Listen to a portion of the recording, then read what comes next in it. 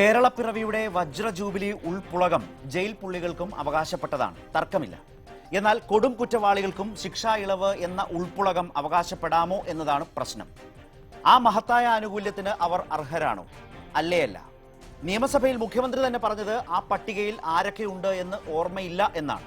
അതാകട്ടെ ഉയർന്ന സംശയത്തിന് മറുപടി ആയതുമില്ല. ഇപ്പോൾ ആ സംശയം ഇരട്ടിച്ചിരിക്കുകയാണ്. ചന്ദ്രബോസ് വധക്കേസിലെ പ്രതി നിസാമും TP കേസ് പ്രതികളും ഒക്കെ അടങ്ങുന്നതാണ് ജയിൽ പട്ടികയെന്ന് സർക്കാർ തന്നെ സമ്മതിക്കുന്നു. അതോടെ ആശയക്കുഴപ്പം ഇരട്ടിച്ചു. എങ്കിൽ വിശദീകരിക്കാൻ സർക്കാരിന് ബാധ്യതയില്ലേ? ഗവർണർ നിരസിച്ച ആ പട്ടിക സർക്കാർ പുറത്തുവിടുമോ?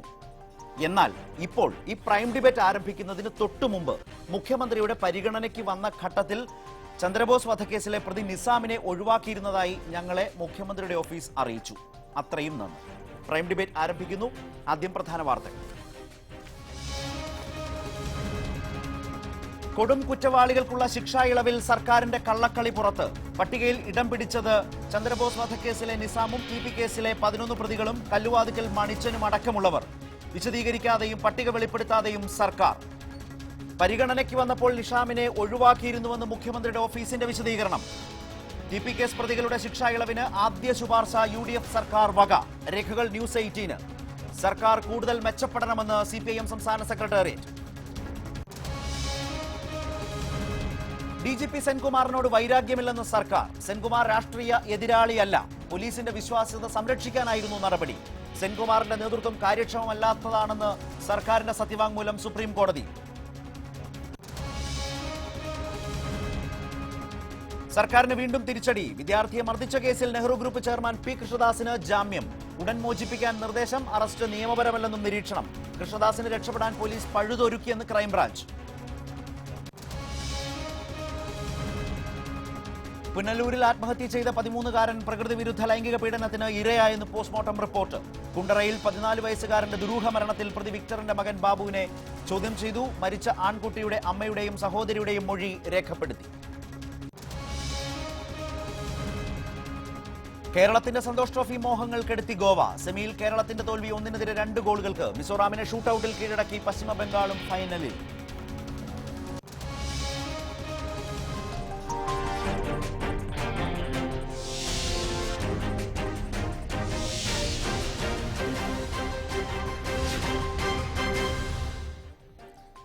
കൊടും കുറ്റവാളികളുടെ ശിക്ഷാ ഇളവിൽ സർക്കാരിന്റെ വാദം പൊളിയുന്നു.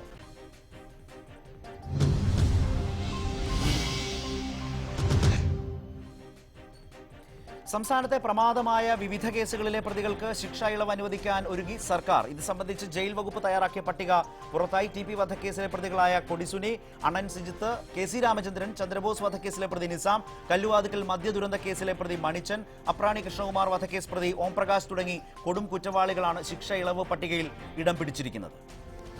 2016 കേരളപ്പിറവിയുടെ വജ്ര ജൂബിലിയുടെ ഭാഗമായി പ്രത്യേക ശിക്ഷാ ഇളവ് നൽകുന്നതിന് സർക്കാർ തീരുമാനിച്ചത്. TP കേസ് പ്രതികൾക്ക് ശിക്ഷാ ഇളവിന് സർക്കാർ ശുപാർശ നൽകിയെന്നാരോപിച്ച് പ്രതിപക്ഷം കൊണ്ടുവന്ന അടിയന്തര പ്രമേയ നോട്ടീസിന് നൽകിയ മറുപടിയിലാണ് ആരോപണങ്ങൾ മുഖ്യമന്ത്രി അപ്പാടെ നിഷേധിച്ചത്. പിണറായി വിജയന്റെ ഈ വാദങ്ങളെ പൂർണ്ണമായും തള്ളുന്ന തെളിവുകളാണ് ഇപ്പോൾ പുറത്തു വന്നത്. ശിക്ഷാ ഇളവ് ശുപാർശ പട്ടികയിലുള്ള KC രാമചന്ദ്രൻ TP കേസിലെ 8ാം പ്രതിയും CPM കുന്നുമക്കര ലോക്കൽ കമ്മിറ്റി അംഗവുമാണ്. കുഞ്ഞനന്ദൻ കണ്ണൂരിൽ പാർട്ടിയുടെ പ്രമുഖ നേതാവും പാനൂർ ഏരിയ കമ്മിറ്റി അംഗവും. സിജിത്ത് TP കേസ് 6ാം പ്രതി അണ്ണൻ സിജിത്തും മനോജ് 2ാം പ്രതി കിർമാണി മനോജുമാണ്. സുനിൽകുമാർ 3ാം പ്രതി കൊടി സുനി. ഇവരുൾപ്പെടെയുള്ള കൊട്ടേഷൻ സംഘാംഗങ്ങൾക്കാണ് സർക്കാർ ശിക്ഷാ ഇളവിന് ശുപാർശ നൽകിയത്. സെക്യൂരിറ്റി ജീവനക്കാരനെ ആഡംബര വാഹനമിടിച്ച് ക്രൂരമായി കൊലപ്പെടുത്തിയ മുഹമ്മദ് നിഷാമും പട്ടികയിലുണ്ട്. ഗൂണ്ടാ നിയമപ്രകാരം ജയിലിലായ നിഷാമിന് ശിക്ഷാ ഇളവ് നൽകാൻ സർക്കാർ കണ്ടെത്തിയ വാദവും വിചിത്രമാണ്. ഇളവിനുള്ള പട്ടിക തയ്യാറാക്കുന്ന സമയത്ത് നിഷാമിന്റെ പേരിൽ ഗൂണ്ടാ നിയമം ഇല്ലായിരുന്നുവെന്നാണ് വിശദീകരണം. കുപ്രസിദ്ധമായ കാരണവർ വധക്കേസ് പ്രതി ഷെറിൻ, തിരുവനന്തപുരത്തെ കുപ്രസിദ്ധ ഗൂണ്ടയും ജീവപര്യന്തം തടവുകാരനുമായ ഓംപ്രകാശ്, കല്ലുവാതുക്കൽ വിഷമദ്യ ദുരന്ത കേസിലെ മുഖ്യപ്രതി മണിച്ചൻ, സഹോദരൻ വിനോദ് എന്നിവർക്കും ശിക്ഷാ ഇളവിന് ശുപാർശയുണ്ട്. സർക്കാർ തീരുമാനം അംഗീകരിക്കില്ലെന്നും അപലപനീയമെന്നും പ്രതിപക്ഷ നേതാവ് രമേശ് ചെന്നിത്തല പ്രതികരിച്ചു.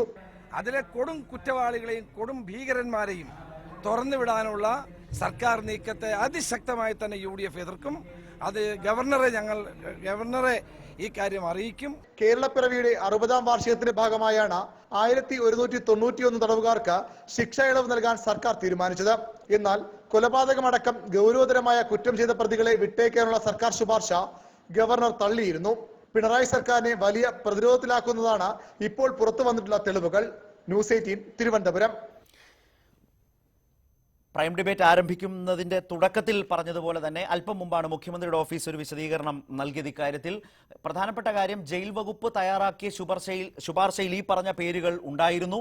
അങ്ങനെ മുഖ്യമന്ത്രിയുടെ അടുക്കലേക്ക് ഈ പേരുകൾ അടങ്ങിയ ശുപാർശ എത്തിയപ്പോൾ മുഖ്യമന്ത്രി നേരിട്ട് ഇടപെട്ട് സുരേഷ് എന്ന കരാട്ടെ സുരേഷ്, ലാലു, നൌഷാദ് എന്ന കൊച്ചുമോൻ, കൃഷ്ണകുമാർ, സനീഷ്, ഷിൻഡോ, ഓംപ്രകാശ്, മുഹമ്മദ് നിസാം, ചന്ദ്രബോസ് വധക്കേസിലെ പ്രതി മുഹമ്മദ് നിസാം, സുജിത് എന്ന വെളുമ്പൻ എന്നീ 9 കാപ്പ പ്രതികളെ മുഖ്യമന്ത്രി നേരിട്ട് ഒഴിവാക്കിയിരുന്നു എന്നാണ് വന്നിട്ടുള്ള വിശദീകരണം. എന്നാൽ ജയിൽ വകുപ്പിന്റെ ശുപാർശയിൽ പറയുന്നത് ഈ ശുപാർശ തയ്യാറാക്കുന്ന ഘട്ടത്തിൽ ചന്ദ്രബോസ് വധക്കേസിലെ പ്രതി നിസാമിനെതിരെ കാപ്പ ചുമത്തിയിട്ടില്ലായിരുന്നു.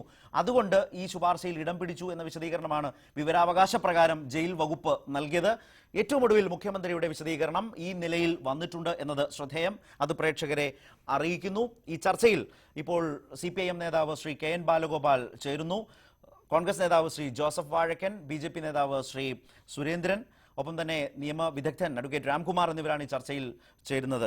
ആദ്യം ശ്രീ അഡ്വക്കേറ്റ് രാംകുമാർ, ഇക്കാര്യത്തിൽ ആദ്യം ഇത് നിയമസഭയിൽ ഉന്നയിക്കപ്പെടുന്ന ഒരു ഘട്ടത്തിൽ മുഖ്യമന്ത്രി പറഞ്ഞത് ആ പട്ടികയിൽ അന്ന് ചോദ്യത്തിൽ TP കേസ് പ്രതികൾ മാത്രമേ ഉൾപ്പെട്ടിട്ടുണ്ടോ എന്നതായിരുന്നു ആ ചോദ്യത്തിന്റെ കാതൽ. അന്ന് മുഖ്യമന്ത്രി പറഞ്ഞത് പട്ടികയിൽ ആരൊക്കെയാണ് എന്ന് അറിയില്ല എന്നൊരു വിശദീകരണമാണ് മുഖ്യമന്ത്രി നൽകിയത്. അതേസമയം 2017 ഫെബ്രുവരി 21 ജയിൽ വകുപ്പിലേക്ക് പോയ വിവരാവകാശ ചോദ്യങ്ങളുടെ അടിസ്ഥാനത്തിലുള്ള ഉത്തരത്തിലാണ് ഈ പറഞ്ഞ TP കേസ് പ്രതികൾ 11 പേർ, ചന്ദ്രബോസ് വധക്കേസിലെ നിസാം അടക്കം ഉള്ളവർ ഉണ്ട്, ഈ ജയിൽ വകുപ്പിന്റെ ശുപാർശയിലുണ്ട് എന്ന വിവരം പുറത്തു വന്നത്. അതിനു മുമ്പാണ് ഗവർണർ സർക്കാർ കൊടുത്ത അന്തിമ പട്ടിക തിരിച്ചയക്കുകയും ചെയ്തത്. ഇപ്പോൾ മുഖ്യമന്ത്രിയുടെ ഓഫീസ് പറയുന്നു ചന്ദ്രബോസ് വധക്കേസിലെ പ്രതി നിസാമിനെ മുഖ്യമന്ത്രിയുടെ ഓഫീസ് അല്ലെങ്കിൽ മുഖ്യമന്ത്രി നേരിട്ട് ഒഴിവാക്കി, TP കേസിലെ പ്രതികളെ ഒഴിവാക്കിയിട്ടുമില്ല.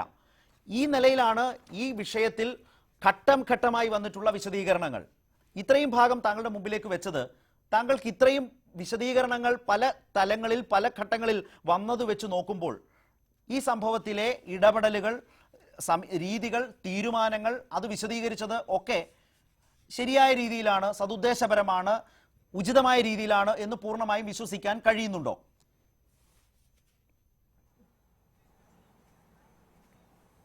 ഇതില് നടപടിക്രമങ്ങളുടെ അപര്യാപ്തതയോ പോരായ്മകളോ അല്ല പ്രശ്നം. ഇത് നിയമവാഴ്ചയോടുള്ള ഒരു വെല്ലുവിളിയാണ്. കേരളത്തിലെ ജനങ്ങളെ അവഹേളിക്കലാണ്. കാരണം ഈ ലിസ്റ്റിൽ ഉൾപ്പെട്ടിട്ടുള്ളതും സർക്കാർ വ്യഗ്രതയോടുകൂടി പുറത്തെടുക്കാൻ ആഗ്രഹിക്കുന്നവരും കേരളത്തിലെ അറിയപ്പെടുന്ന കൊടും കുറ്റവാളികളാണ്. പുറത്തിറങ്ങിയാൽ ജനങ്ങൾ കൈകാര്യം ചെയ്യുന്ന രീതിയിലുള്ള വികാരവിക്ഷോഭം ജനമനസ്സുകളിലുണ്ടാക്കിയ കൊടും ക്രിമിനലുകളെയാണ് പിണറായി വിജയൻ്റെ സർക്കാർ പുറത്തിറക്കാൻ ശ്രമിക്കുന്നത്. അവരുടെ പാർട്ടി സഖാക്കളെ എന്തെങ്കിലും കാരണം പറഞ്ഞ് പുറത്തിറക്കാൻ ശ്രമിക്കുന്നത് നമുക്ക് മനസ്സിലാക്കാം. പക്ഷേ അതിൻ്റെ കൂട്ടത്തിൽ വിഷം കൊടുത്ത് കൊന്നവർ 51 വെട്ടി ഒരു പ്രത്യയശാസ്ത്രപരമായ ചെറിയ വ്യതിചലനത്തിന് മുമ്പ് പാർട്ടി സഖാവെന്ന ഒരാളെ കൊന്നവർ, ഇത് നഗ്നമായ കൊട്ടേഷൻ സംഘത്തിലെ കൊടും ക്രിമിനൽ കുറ്റവാളികളാണ്. രാഷ്ട്രീയ തടവുകാരെ മോചിപ്പിക്കുന്നത് നമുക്ക് മനസ്സിലാക്കാം. കാരണം പലപ്പോഴും രാഷ്ട്രീയ പ്രേരിതമായ കുറ്റാരോപണം അഭിമുഖീകരിച്ച് ജയിലിൽ കഴിയാണ് നിർഭാഗ്യമുണ്ടാവും. പക്ഷെ അതും ഒഴിവാക്കിക്കൊണ്ട് ഇവിടെ പിണറായി ഗവൺമെൻറ് തിരഞ്ഞെടുത്തിരിക്കുന്നത് മുഴുവനെ അങ്ങേയറ്റത്തെ സാമൂഹ്യ വിരുദ്ധരായ കൊടും കുറ്റവാളികളും ക്രിമിനലും സമൂഹത്തിന് പുറത്തുവിട്ടാൽ ഭീഷണി ഉണ്ടാക്കുന്ന ആളുകളാണ്. ഇത് ഒരു ജനാധിപത്യ ഗവൺമെൻറ്റിന് ചേർന്നതല്ല. പിണറായിയുടെ പാർട്ടിയിൽ നിന്നും അദ്ദേഹത്തിൻ്റെ നേതൃത്വ വൈഭവത്തിൽ നിന്നും ആകൃഷ്ടരായ ജനങ്ങൾക്ക് അദ്ദേഹം പരിപൂർണമായ നിരാശയാണ് സമ്മാനിച്ചിട്ടുള്ളത്. കാരണം ഒരു രാഷ്ട്രീയ പാർട്ടിയും ഇത്രയും നഗ്നമായ അധികാര ദുർവിനിയോഗം നടത്തി കേരളപ്പിറവിയായ നവംബർ 1 അവഹേളിച്ച് കേരളത്തിലെ ജനങ്ങളെ ഒന്നടങ്കം മുഖത്തടിച്ച മാതിരി നിങ്ങൾ ഏത് കുറ്റവാളിയാണെന്ന് ആര് പറഞ്ഞാലും ഞങ്ങൾ ഞങ്ങളുടെ അധികാരം ഉപയോഗിക്കും, ആരാ ചോദിക്കാൻ എന്ന മട്ടിലുള്ള ധിക്കാരപരമായ ഒരു Right. സമീപനം ഞാൻ താങ്കളിലേക്ക് അടുത്ത മടങ്ങി വരാം കാലത്തൊന്നും മടങ്ങി വരാം ഒരു ശ്രീ രാംകുമാർ. സർക്കാരിനും ശ്രീ കെ എൻ അതുകൊണ്ട് ബാലഗോപാൽ, ഞാൻ- ഇതാണ് ഇതിലടങ്ങിയിരിക്കുന്ന ഒരു പൊതുവികാരത്തിന്റെ ഒരു സൂചന. ഇതിപ്പോൾ ഇളവ് നൽകി എന്നതിനർത്ഥം നാളെ ഇവരാരും ജയിൽ മോചിതരായി കേരളത്തിൽ അങ്ങ് ഇറങ്ങി വിലസും എന്ന തെറ്റിദ്ധാരണയൊന്നും ആർക്കുമില്ല. കാരണം ഇളവാണ് ജീവപര്യന്തത്തിന് കിട്ടാവുന്നത്, പരമാവധി 1 വർഷത്തെ ഇളവ് എന്നതിൽ. പക്ഷേ അങ്ങനെ ഈ കൊടും കുറ്റവാളികളോടൊരു അനുഭാവം കാട്ടുന്നു എന്നത് തന്നെ പൊറുക്കാനാവാത്ത ഒരു രീതിയായി ഒരുപക്ഷെ ആളുകൾക്ക് വലിയ വിമർശനം തോന്നി. സർക്കാരിന്റെ ആ സമീപനത്തിലാണ് പ്രധാനപ്പെട്ട വിമർശനം ഉയരുന്നത്. മാത്രവുമല്ല, അത് അവതരിപ്പിച്ചതും അതുമായി ഉന്നയിച്ച ചോദ്യങ്ങൾക്കുമൊക്കെ വിശദീകരണം നൽകിയതിലുമൊക്കെ പൊരുത്തപ്പെടാഴികകൾ ഒരുപാടുണ്ടായിരുന്നു. രേഖകൾ വരുമ്പോൾ പലതും തെളിയുന്നു. സമയത്ത് വിശദീകരിക്കാതിരിക്കുക, ഈ രൂപത്തിലൊക്കെയാണോ ഇതുപോലൊരു പ്രശ്നത്തെ സമീപിക്കേണ്ടതും കൈകാര്യം ചെയ്യേണ്ടതും? അതാണ് വിമർശന വിധേയമാകുന്നത്.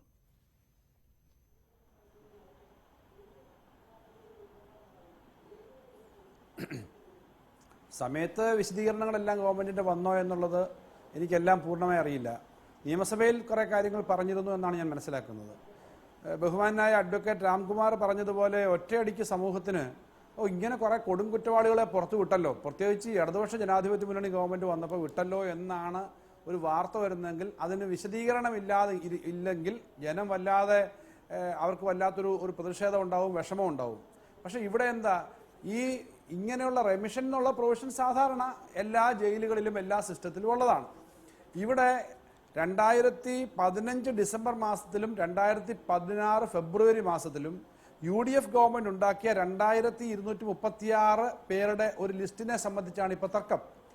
ആ ലിസ്റ്റ് ഉണ്ടാക്കിയത് ഞാൻ UDF ഗവൺമെൻറ്റിനകത്തെ മുഖ്യമന്ത്രിയും ആഭ്യന്തരമന്ത്രിയും കൂടെ തയ്യാറാക്കിയതാണ് എന്നുള്ള ഒരു തരംതാണ അഭിപ്രായമൊന്നും പറയാൻ ഞാൻ ഉദ്ദേശിക്കുന്നില്ല. കാരണം അങ്ങനെയല്ല അത് തയ്യാറാക്കുന്നത്. ഒരു ജഡ്ജിയുടെ ഒരു ഹൈക്കോടതി ജഡ്ജിയുടെ അല്ലെങ്കിൽ റിട്ടയർഡ് ജഡ്ജി ആണെന്ന് എനിക്ക് തോന്നുന്നു, ഇങ്ങനെ ആ തരത്തിലുള്ള ഒരു ന്യായാധിപൻ അടക്കമുള്ള ഒരു ജയിലിൻ്റെ ഉപദേശക സമിതി, ആ കമ്മിറ്റി സ്റ്റാറ്റ്യൂട്ടറി പവറുള്ള ഒരു കമ്മിറ്റി, ആ കമ്മിറ്റി കൂടിയിട്ട് ജയിലിനകത്ത് കഴിയുന്ന ആളുകളുടെ ജീവിതം, അവരുടെ ശൈലി, അവരുടെ സ്വഭാവം ഒക്കെ നോക്കി മനസ്സിലാക്കിയിട്ട് തയ്യാറാക്കുന്ന ലിസ്റ്റുകളിൽ നിന്നാണ് സാധാരണ റെമിഷന് തയ്യാറാവുന്നത്. ആ റെമിഷന് തയ്യാറാവുന്ന അത് വലിയ വിവാദമായപ്പോഴാണ് ഈ അടുത്ത കാലത്ത്, പ്രത്യേകിച്ചും ജയലളിത ജീവിച്ചിരുന്ന കാലത്ത് മുഖ്യമന്ത്രി എന്ന നിലയിൽ രാജീവ് ഗാന്ധിയുടെ വധക്കേസിനകത്തെ പ്രതികളെ വളരെ പെട്ടെന്ന് തന്നെ വിട്ടയക്കാൻ സംസ്ഥാന ഗവൺമെന്റിന്റെ അധികാരം ഉപയോഗിച്ച് തീരുമാനിച്ചപ്പോഴാണ് സുപ്രീം കോടതി പറഞ്ഞത് 14 വർഷം അല്ല ജീവപര്യന്തം എന്ന് പറഞ്ഞാൽ ജീവപര്യന്തം തന്നെയാണ്, അത് 14 വർഷമാകുമ്പോൾ വിടരുതെന്നുള്ളൊരു പുതിയ അമെൻമെന്റ് ഇപ്പോൾ വന്നിട്ടുണ്ട്.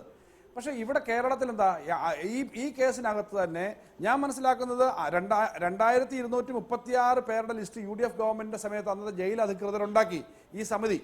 അത് 1859 പിന്നീട് ചുരുക്കി വീണ്ടും പുനഃപരിശോധിച്ചിട്ട് ചുരുക്കിയ ശേഷം ഈ ഗവൺമെന്റ് വന്നപ്പോൾ അതിനകത്തുണ്ടായിരുന്ന 9 പേരുകൾ, നേരത്തെ ഇവിടെ ശരത്ത് പറഞ്ഞതുപോലെ തന്നെ 9 പേര്, അതിനകത്ത് നിസാമിനെ വിടാനുള്ള തീരുമാനം അല്ലെങ്കിൽ അഭിപ്രായം ഉണ്ടായിരുന്നു. നിസാമിനെ അങ്ങനെ വിടാൻ പാടില്ല എന്ന് മുഖ്യമന്ത്രി ശ്രീ പിണറായി വിജയനാണ് പറഞ്ഞത്. നിസാം മാത്രമല്ല, ഓംപ്രകാശ് അടക്കമുള്ള 9 പേരെ അതിനകത്തുനിന്ന് അങ്ങനെ വിടാനേ പാടില്ല എന്ന് പറഞ്ഞു.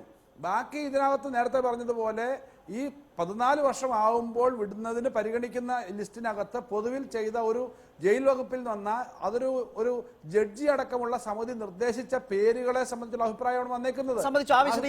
ആ വിശദീകരണത്തിന്റെ തുടർച്ചയിലേക്ക് വരാം. ശ്രീ ബാലഗോപാൽ, ഒരു കാര്യം കൂടി, 6 പ്രാവശ്യം ആ വിശദീകരണം നൽകുമ്പോൾ തന്നെ TPKS പ്രതികൾ 11 പ്രതികൾ, കൊടിസുനി അടക്കം, കിർമാനി മനോജ് അടക്കം, ആ കൊട്ടേഷൻ സംഘാംഗങ്ങൾ ഉൾപ്പെടെ, അതിൽ ഗൂഢാലോചനയിൽ പങ്കാളിയായ ആളുകൾ അടക്കം, അതിൽ പാർട്ടി തന്നെ കുറ്റം കണ്ടെത്തി പുറത്താക്കിയ രാമചന്ദ്രൻ അടക്കമുള്ളവർ ഇതിൽ പെടുന്നുണ്ട്. അവർ ഇളവിന് അർഹരാണ് എന്ന നല്ല ബോധ്യം സർക്കാരിനുണ്ട് എന്ന ഒരു സമ്മതിക്കൽ കൂടിയുണ്ട്. മുഖ്യമന്ത്രിയുടെ ഓഫീസിൽ വരുമ്പോഴും അത് തള്ളിക്കളയുന്നില്ല. ആ നിഗമനം, ആ നിർദ്ദേശം, ആ ശുപാർശ തള്ളിക്കളയുന്നില്ല.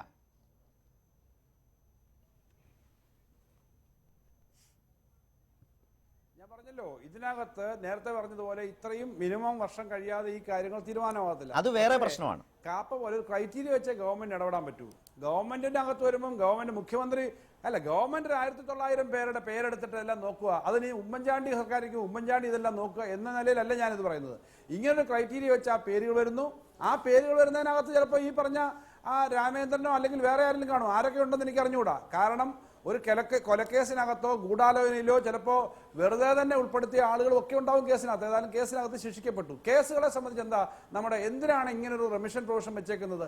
ഏതെങ്കിലും ഒരു കേസ് വരുമ്പോൾ ഒരു വിവാദം ഉണ്ടാക്കാനായിട്ട് ആളുകൾ പറയുന്നതിന് പിന്നാലെയല്ല. ഒരു റെമിഷന്റെ പ്രൊവിഷൻ, ജയിലിൽ കഴിയുന്ന ഒരാൾ, ആ ജയിലിൽ കഴിയുന്ന ആളുകളുടെ സ്വഭാവം ഇതൊരു പൊതുവായ വിശദീകരണമാണ് ശ്രീ ബാലഗോപാൽ. ആ പൊതുവായ വിശദീകരണം നിയമപരമായി തന്നെ ഉൾക്കൊള്ളാം. പക്ഷേ ടി പി കേസ് ഞാൻ ചോദിച്ചോട്ടെ ശ്രീ ബാലഗോപാൽ, ഇതുകൂടി കേട്ടുകൊണ്ട് ഈ പൊതുവായ വിശദീകരണത്തിന്റെ ഒരു തലത്തിൽ നിർത്താവുന്നതല്ല ടി പി കേസുമായി ബന്ധപ്പെട്ടത്. അതിൽ CPM ആരോപിക്കപ്പെട്ടത്, ആക്ഷേപിക്കപ്പെട്ടത്.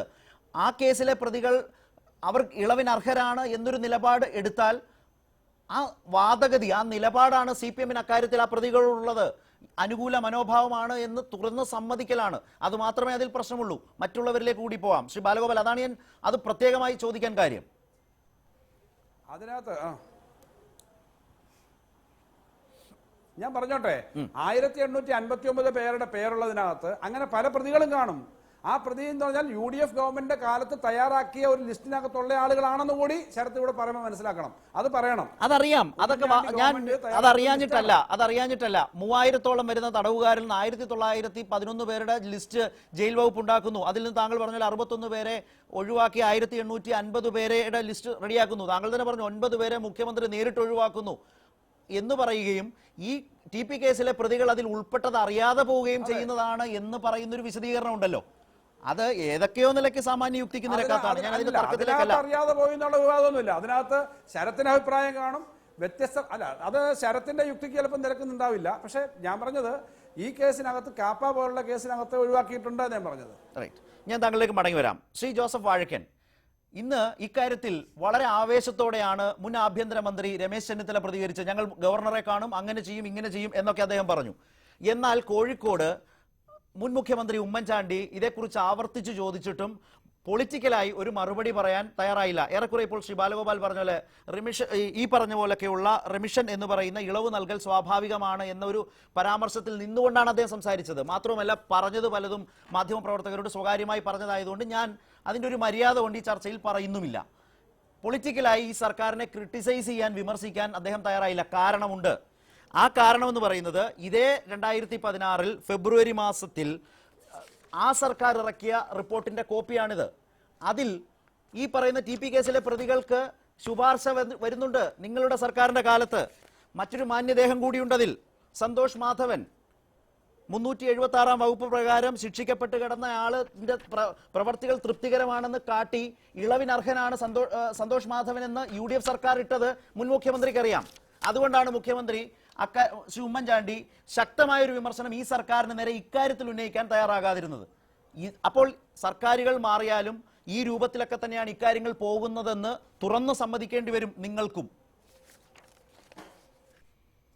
അല്ല, മുൻ മുഖ്യമന്ത്രിയായിരുന്ന ശ്രീ ഉമ്മൻചാണ്ടി, ഞാൻ മനസ്സിലാക്കുന്നത് അദ്ദേഹം ഇതിൻ്റെ വിശദാംശങ്ങൾ അല്ലെങ്കിൽ ഇപ്പോൾ വിവരാവകാശ നിയമം അനുസരിച്ച് പുറത്തു വന്നിട്ടുള്ള രേഖകൾ അദ്ദേഹം കാണാതെ തന്നെയാണ് അദ്ദേഹം മറുപടി പറഞ്ഞിട്ടുള്ളത്. ഞാൻ മനസ്സിലാക്കുന്നതല്ല അതിൻ്റെ യഥാർത്ഥത്തിലുള്ള സത്യവും. ഇവിടെ ഞാൻ പറയുന്നത്, ഇവിടെ സംഭവിച്ചിരിക്കുന്ന കാര്യം എന്താണെന്ന് ചോദിച്ചാൽ, നേരത്തെ ശ്രീ പിണറായി വിജയൻ അസംബ്ലി പറഞ്ഞ പോലെ തന്നെയാണ് ഇപ്പോൾ ബാലഗോപാലും പറയുന്നത്. ആ TP വധക്കേസിലെ പ്രതികളെ അതൊരു രാമചന്ദ്രൻ, ബാക്കിയുള്ള കൊടിസുനി എന്നുള്ള പേര് പോലും പറയാനായിട്ടുള്ള നാണമുണ്ട്. അതുകൊണ്ട് അത് പേര് പോലും പറയുന്നില്ല. ഇതിനകത്ത് അന്നത്തെ കാലത്തും എല്ലാ കാലഘട്ടത്തിലും ജയിൽ വകുപ്പൊക്കെ ഇതുപോലെ പേരുകൾ കൊണ്ടുവരും. പക്ഷേ ആ പേരുകൾ ഞങ്ങൾ റിക്കമെൻഡ് ചെയ്തിട്ടുണ്ടെങ്കിൽ ഞാൻ വെല്ലുവിളിക്കുന്നു. അങ്ങനെ ഗവൺമെൻറ് ആ പേരുകൾ റിക്കമെൻഡ് ചെയ്ത് ഗവർണർക്ക് അയച്ചു കൊടുത്തിട്ടുണ്ട് എങ്കിൽ നിങ്ങൾ പറയുന്ന ഞാൻ ഏത് കാര്യവും ഞാൻ ആരുടെ മുമ്പിൽ അത് വെല്ലുവിളിക്കാൻ തയ്യാറാണ്. ഞാനത് കൃത്യമായി രസകരമായി പോയി. കാരണം എന്താണെന്നറിയോ, തെരഞ്ഞെടുപ്പ് പെരുമാറ്റച്ചട്ടം നിലവിൽ വന്നുകൊണ്ട് നിങ്ങൾക്കതുമായി മുന്നോട്ട് പോകാൻ കഴിഞ്ഞില്ലെന്നേ. അത് കഴിയാത്തതിന്റെ തുടർച്ചയിലാണ് നേരത്തെ ബാലഗോപാൽ പറഞ്ഞതുപോലെ കേരളപ്പിറവിയുടെ വജ്ര ജൂബിലി വരുന്നു, തടവ് പുള്ളികൾക്ക് ഇളവ് ആർക്കൊക്കെ ആകാമെന്ന ആലോചന വരുന്നു, ജയിൽ വകുപ്പ് പഴയ റിപ്പോർട്ട് പൊടി തട്ടിയെടുക്കുന്നു. അതിൽ ആ സർക്കാരിന്റെ കാലത്ത് ഏതാണ്ട് 2500-ഓളം പേരുണ്ടായിരുന്നു. പുതിയ സർക്കാരിന് കൊടുത്തപ്പോൾ അവർ അത് ഏതാണ്ട് ഒരു 1911 കുറച്ചു. എന്നിട്ട് ഹോം ഡിപ്പാർട്ട്മെന്റിലെ അഡീഷണൽ സെക്രട്ടറിയോ മറ്റോ ചെയർപേഴ്സണായി വന്ന സമിതി അതിലൊരു 60 പേരെ ഒഴിവാക്കി. മുഖ്യമന്ത്രി നേരിട്ട് നിസാം അടക്കമുള്ളവരെ ഒഴിവാക്കി എന്ന് മുഖ്യമന്ത്രിയുടെ ഓഫീസ് വിശദീകരിക്കുന്നു. ഇങ്ങനെയാണ് നടപടി ഉണ്ടായിട്ടുള്ളത്. കഴിയാതെ പോയതാണ്, അല്ലെങ്കിൽ അതും ഗവർണർക്ക് മുമ്പാകെ എത്തിയേനെ. അത് ശരത്ത് അങ്ങനെ അങ്ങ് ഊഹിച്ചാൽ എന്ത് ചെയ്യാൻ പറ്റും? ഗവർണർ ഊഹമല്ല, കൃത്യമായിട്ട് പെരുമാറ്റച്ചട്ടം നിലവിൽ വന്നതുകൊണ്ടാണ്. ഇതിനു മുമ്പ് തന്നെ ഞാൻ പറയുന്നത് കേൾക്കൂ, എനിക്ക് പൂർത്തിയാക്കാൻ അവസരം തരണം. ഉറപ്പായും. അല്ലാതെ ഓരോ വാക്കിനും ചരിത്രവട്ട പിന്നെ എനിക്ക് സംസാരിക്കാൻ പറ്റില്ല. ഇത് 2015 തന്നെ ഇതുപോലെയുള്ള ഇതുപോലെ സ്വാതന്ത്ര്യ ദിനവുമായിട്ടും റിപ്പബ്ലിക് ഡേ ഒക്കെ ആയിട്ട് ഇങ്ങനെ ഈ പറഞ്ഞ പോലെയുള്ള ഇളവുകൾ തടവുകാർക്ക് കൊടുക്കുന്ന ഒരു രീതിയുണ്ട്. അതിനുവേണ്ടി ജയിൽ വകുപ്പിൽ നിന്ന് ശുപാർശയൊക്കെ വരും. 2015 ഓഗസ്റ്റ് മാസത്തിൽ ഇതുപോലെയുള്ള റിക്കമെൻഡേഷൻ ഒരു ഓഗസ്റ്റ് മാസം 9-ാം തീയതി വരുന്നുണ്ട്. പക്ഷേ അത് ഓരോന്നെടുത്ത് പരിശോധിക്കാനായിട്ട് ഗവൺമെൻറ്റിന് കഴിയാതെ വന്നതുകൊണ്ട് ഗവർണറോട് മൊത്തത്തിൽ ക്യാബിനറ്റ് ആവശ്യപ്പെട്ടു ഇതുപോലെയുള്ള ആളുകളുടെ മെറിറ്റല്ല, അതിനുള്ള ചില മാനദണ്ഡങ്ങളുണ്ട്. ഞാൻ മനസ്സിലാക്കുന്ന 5 മാനദണ്ഡങ്ങളുണ്ട്. പ്രധാനമായിട്ടുള്ള അതിനകത്ത് ഏറ്റവും പ്രധാനപ്പെട്ട ഒരു കാര്യമെന്ന് വെച്ചാൽ ഈ കൊട്ടേഷൻ കേസുകളിൽ കൊലപാതകം നടത്തി കൊലപാതകം നടത്തിയ ആളുകളുടെ കാര്യങ്ങൾ ഇതിന് പരിഗണിക്കാൻ പാടില്ല. സ്ത്രീകളെ, അതും പ്രത്യേകിച്ച് പ്രായപൂർത്തിയാകാത്ത സ്ത്രീകളെ ബലാത്സംഗം ചെയ്ത് കൊന്ന കേസുകളിലെ പ്രതികളുടെ കേസിനകത്ത് പരിഗണിക്കാൻ പാടില്ല. ഈ രീതിയിൽ വളരെ അതുപോലെ തന്നെ മയക്കുമരുന്നിന് അടിമകളായി കൊലപാതകം നടത്തിയിട്ടുള്ള ആളുകളുടെ കാര്യത്തിൽ അങ്ങനെ 5 വിഷയങ്ങളായിട്ടാണെന്ന് ഞാൻ മനസ്സിലാക്കുന്നത്. 5 കാര്യങ്ങളെ സംബന്ധിച്ച് സ്പെസിഫിക് ആയിട്ട് പറയുന്നുണ്ട്. ആ ഉത്തരവ് ഇറക്കിയിട്ടുള്ളത് തന്നെ ഇന്നത്തെ നമ്മുടെ ഗവർണർ ശ്രീ ബഹുമാനായ പി സദാശിവം സുപ്രീം കോടതി ജഡ്ജി ആയിരിക്കുന്ന കാലഘട്ടത്തിൽ അദ്ദേഹത്തിൻ്റെ തന്നെ വിധിയാണ്. ഗവൺമെൻറ് ഇങ്ങനെ പൊതുവായിട്ട് ഇക്കാര്യത്തെക്കുറിച്ച് ഞങ്ങൾക്ക് ഓരോ ലിസ്റ്റ് പരിശോധിക്കാൻ കഴിഞ്ഞിട്ടില്ല എന്ന് പറഞ്ഞപ്പോൾ അദ്ദേഹം പറഞ്ഞു ഓരോ കേസും അതെടുത്ത് പരിശോധിക്കേണ്ടതാണ്, അതുകൊണ്ട് അതിന് പൊതുവായിട്ട് തരാൻ കഴിയില്ല. ഓരോന്നും പരിശോധിക്കാമെന്ന് മാത്രമല്ല ഇതിൻ്റെ ഇരകളുടെ കുടുംബത്തിൻ്റെ മനോഭാവം കൂടി ഇതിനകത്ത് അറിയേണ്ട കാര്യമാണ് എന്ന് പറഞ്ഞുകൊണ്ട് തള്ളുകയല്ല ചെയ്ത് അദ്ദേഹം ഒരു ഉപദേശത്തോടു കൂടി തിരിച്ചു വന്നു. അതോടുകൂടി പിന്നെ UDF ഗവൺമെൻറ്റിൻ്റെ കാലത്ത് ഇത്തരം കേസ് ടേക്കപ്പ് ചെയ്യുകയോ ഗവൺർക്ക് അയച്ചു കൊടുക്കുകയോ ചെയ്തിട്ടില്ല. ഞാൻ മടങ്ങി വരാം. പക്ഷെ ഞാൻ ഇപ്പോഴും പറയുന്നു, ഫെബ്രുവരിയിൽ ആരംഭിച്ച ആ നടപടിക്രമം പൂർത്തീകരിക്കാൻ കഴിയാതെ പോയത് തെരഞ്ഞെടുപ്പ് വന്നതുകൊണ്ടാണ്, തെരഞ്ഞെടുപ്പ് പെരുമാറ്റച്ചട്ടം നിലവിൽ വന്നതുകൊണ്ടാണ്. അതുകൊണ്ടാണ് തെരഞ്ഞെടുപ്പ് ഡിക്ലെയർ ചെയ്തത് മാർച്ചിലാണ്. അതെ, ഫെബ്രുവരിയിലെ കാര്യം ഞാൻ പറഞ്ഞു. ഈ റിപ്പോർട്ട് കണ്ണൂർ സെൻട്രൽ ജയിലിൽ നിന്ന് ഡയറക്ടർ ജനറൽ ഓഫ് പ്രിസൺസിലേക്ക് പോകുന്നത് 8/2/2016 ഉത്തരവ് പ്രകാരം അവർ കൊടുത്ത ലിസ്റ്റാണ്. 8/2 എന്ന് പറയുന്നത് 2-ാം മാസം, ഫെബ്രുവരി മാസം 8-ാം തീയതി. നമ്മുടെ സർക്കാർ നടപടികൾ നീങ്ങുന്ന വേഗതയൊക്കെ എന്നേക്കാൾ നന്നായി വാഴയ്ക്കൻ അറിയാമല്ലോ. മാർച്ചിൽ താങ്കൾ തന്നെ സമ്മതിച്ചു തെരഞ്ഞെടുപ്പിന്റെ വിജ്ഞാപനം വന്നു, പിന്നെ എങ്ങനെ ഇറക്കാനാകും? അതുകൊണ്ട് നടന്നില്ല എന്ന് ഞാൻ പറഞ്ഞുള്ളൂ. ശ്രീ സുരേന്ദ്രൻ, ഇത്തരം സാഹചര്യങ്ങളിൽ ശ്രീ ബാലഗോപാൽ പറഞ്ഞൊരു പ്രശ്നമുണ്ട്. ഇത് ആകെ രാഷ്ട്രീയ നേതൃത്വത്തിന് പരിശോധിച്ച് തീരുമാനിക്കാൻ കഴിയാത്ത പരിമിതികളും കൂടി മനസ്സിലാക്കണം. അവിടെയാണ് ജയിൽ ഉപദേശക സമിതികൾ ഉള്ളത്. ജയിൽ ഉപദേശക സമിതികൾ ഈ പറഞ്ഞ നിലയിലുള്ള എല്ലാ സാഹചര്യങ്ങളും പരിശോധിച്ചു കൊടുക്കുന്ന റിപ്പോർട്ട്. ആ റിപ്പോർട്ടിൽ ഒരു ഇടപെടലിന്റെ സൂചന മുഖ്യമന്ത്രി നടത്തിയെന്ന് ഇപ്പോൾ സമ്മതിക്കുന്നു. നിസാമിനെ ഒഴിവാക്കിയിരിക്കുന്നു മുഖ്യമന്ത്രി നേരിട്ട്. മുഖ്യമന്ത്രിയുടെ ഓഫീസ് ഇപ്പോൾ വിശദീകരിച്ചതാണ് അല്പം മുമ്പ്. അപ്പോൾ ഇടപെടലുകൾ ഇല്ല എന്ന് പറയാനുമാകില്ല. സുരേന്ദ്രൻ.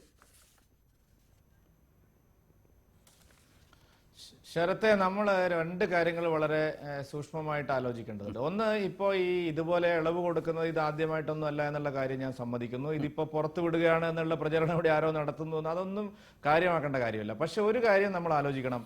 TP ചന്ദ്രശേഖരന്റെ കേസിലെ പ്രതികൾ UDF ഗവൺമെന്റിന്റെ കാലത്ത് ജയിലിൽ നടത്തിയ അതിക്രമങ്ങളുടെ പേരിൽ വീണ്ടും കേസെടുത്തിട്ടുള്ളവരാണ്. ജയിലിൽ അവർ പിന്നെ മയക്കുമരുന്ന് ഉപയോഗിച്ചതിന്റെ, ജയിലിൽ അവർ ആൻഡ്രോയിഡ് ഫോൺ ഉപയോഗിച്ച് ഫേസ്ബുക്കുകൾ ഉപയോഗിച്ചതിന്റെ, ജയിലിൽ അക്രമം ഉണ്ടായതിന്റെ, ജയിലിൽ നിന്ന് വെളിയിൽ കൊണ്ടുപോകുമ്പോൾ ദുരുപയോഗം ചെയ്തതിന്റെ കേസ് UDF ഗവൺമെന്റ് എടുത്തതാണ്. പിന്നെ എങ്ങനെ അവരുടെ പേര് രമേശ് ചെന്നിത്തല ആഭ്യന്തരമന്ത്രി ആയിരിക്കുമ്പോൾ പരിഗണനാ പട്ടികയിൽ വന്നു? അതിന് UDF നേതൃത്വം ഉത്തരം പറയേണ്ടതാണ്. നിസാമിന്റെ കാര്യം നമുക്കറിയാം. നിസാമിനെ സംരക്ഷിക്കാൻ അവസാന നിമിഷം വരെ ആ ഗവൺമെന്റ് ശ്രമിച്ചതാണ്. നിസാമിന് ജയിലിൽ VVIP പരിഗണന കിട്ടുന്നു എന്നുള്ള കാര്യം എല്ലാ മാധ്യമങ്ങളിലും റിപ്പോർട്ട് ചെയ്തതാണ്. ഇപ്പോൾ ഇത് സംബന്ധിച്ചുള്ള തർക്കം എങ്ങനെയാ വന്നത്? ഗവർണർ ഈ റിപ്പോർട്ട് നിരാകരിച്ചു. ഗവർണർ നിരാകരിച്ചതിനെ തുടർന്ന് നിയമസഭയിൽ ചോദ്യം വന്നു. ഇന്ന് CPM നേതാക്കന്മാർ പറയുന്നത് പോലെ അല്ല അന്ന് നിയമസഭയിൽ പറഞ്ഞത്. അത് നമ്മൾ വ്യക്തമായിട്ട് മനസ്സിലാക്കണം. ഇപ്പൊ വാഴക്കൻ പറഞ്ഞത് നിയമസഭയിൽ പറഞ്ഞതുപോലെ തന്നെയാണ് പിന്നെ ബാലഗോപാൽ അങ്ങനെയല്ല അന്ന് പറഞ്ഞത്. അന്ന് ഒരു കാരണവശാലും ഇതിനെ അംഗീകരിക്കുന്ന ഒരു നിലപാടല്ല പിണറായി വിജയൻ എടുത്തത്. എങ്ങനെയാണ് അവർക്ക് ഇത് സാധിക്കുക? 14 വർഷത്തെ തടവിന് വിധിച്ച, ജീവപര്യന്തം തടവിന് വിധിച്ചവർക്ക് എങ്ങനെയാണ് സാധിക്കുക എന്ന് പറഞ്ഞ് തള്ളിക്കളയായിരുന്നു ചെയ്തത്. ഇപ്പോ ജനങ്ങൾക്കിടയിൽ ആകെ സംശയം വന്നിരിക്കുന്നു. എന്നാ പിന്നെ മുഖ്യമന്ത്രിക്ക് പറയാമല്ലോ, ഈ റിപ്പോർട്ടല്ല ഞങ്ങൾ ഗവർണർക്ക് കൊടുത്തത്, ഈ UDF ഗവൺമെന്റിന്റെ കാലത്ത് നിന്ന് ഒഴിവാക്കിയ റിപ്പോർട്ടാണ്. അപ്പോഴും ഇപ്പൊ നിങ്ങൾ പറയുന്ന വാർത്തയുടെ അടിസ്ഥാനത്തിൽ നിസാമിനെ മാത്രം ഒഴിവാക്കി കൊടുത്തു എന്നാണ്. അപ്പൊ രാഷ്ട്രീയ പരിഗണന വെച്ച് ചന്ദ്രശേഖരനെ കൊന്ന ആളുകൾ തന്നെ ചന്ദ്രശേഖരന്റെ കൊലയാളികളെ രക്ഷിക്കാൻ വേണ്ടിയിട്ട് ശ്രമം നടത്തുന്നു എന്നുള്ള കാര്യം പച്ചയായിട്ട് തെളിഞ്ഞിരിക്കല്ലേ? ഇത് കേരളത്തിലെ ജനങ്ങളോട് എന്തുകൊണ്ടാണ് നിയമസഭയിൽ അങ്ങനെ ഒരു വിശദീകരണം അന്ന് നടത്തിയത്? ഇപ്പൊ എന്താണ് ഇങ്ങനെ പറയുന്നത്? റൈറ്റ്, ഇതാണ് ഇതിലെ ഉയരുന്ന ചോദ്യങ്ങൾ. സർക്കാരിന്റെ കൂടുതലായ വിശദീകരണങ്ങൾ സ്വാഭാവികമായും ആവശ്യപ്പെടുകയാണ്. അതിൽ ഇപ്പോൾ തന്നെ സർക്കാർ വിശദീകരിച്ചു തുടങ്ങിയിരിക്കുന്നു എന്നതാണ് മുഖ്യമന്ത്രി അല്പം മുമ്പ് മുഖ്യമന്ത്രിയുടെ ഓഫീസ് ഞങ്ങളോട് അറിയിച്ചതിന്റെ ഒരു ആദ്യ സൂചന. എല്ലാവരിലേക്കും വേഗം മടങ്ങി വരാം, ഒരു ചെറിയ ഇടവേള.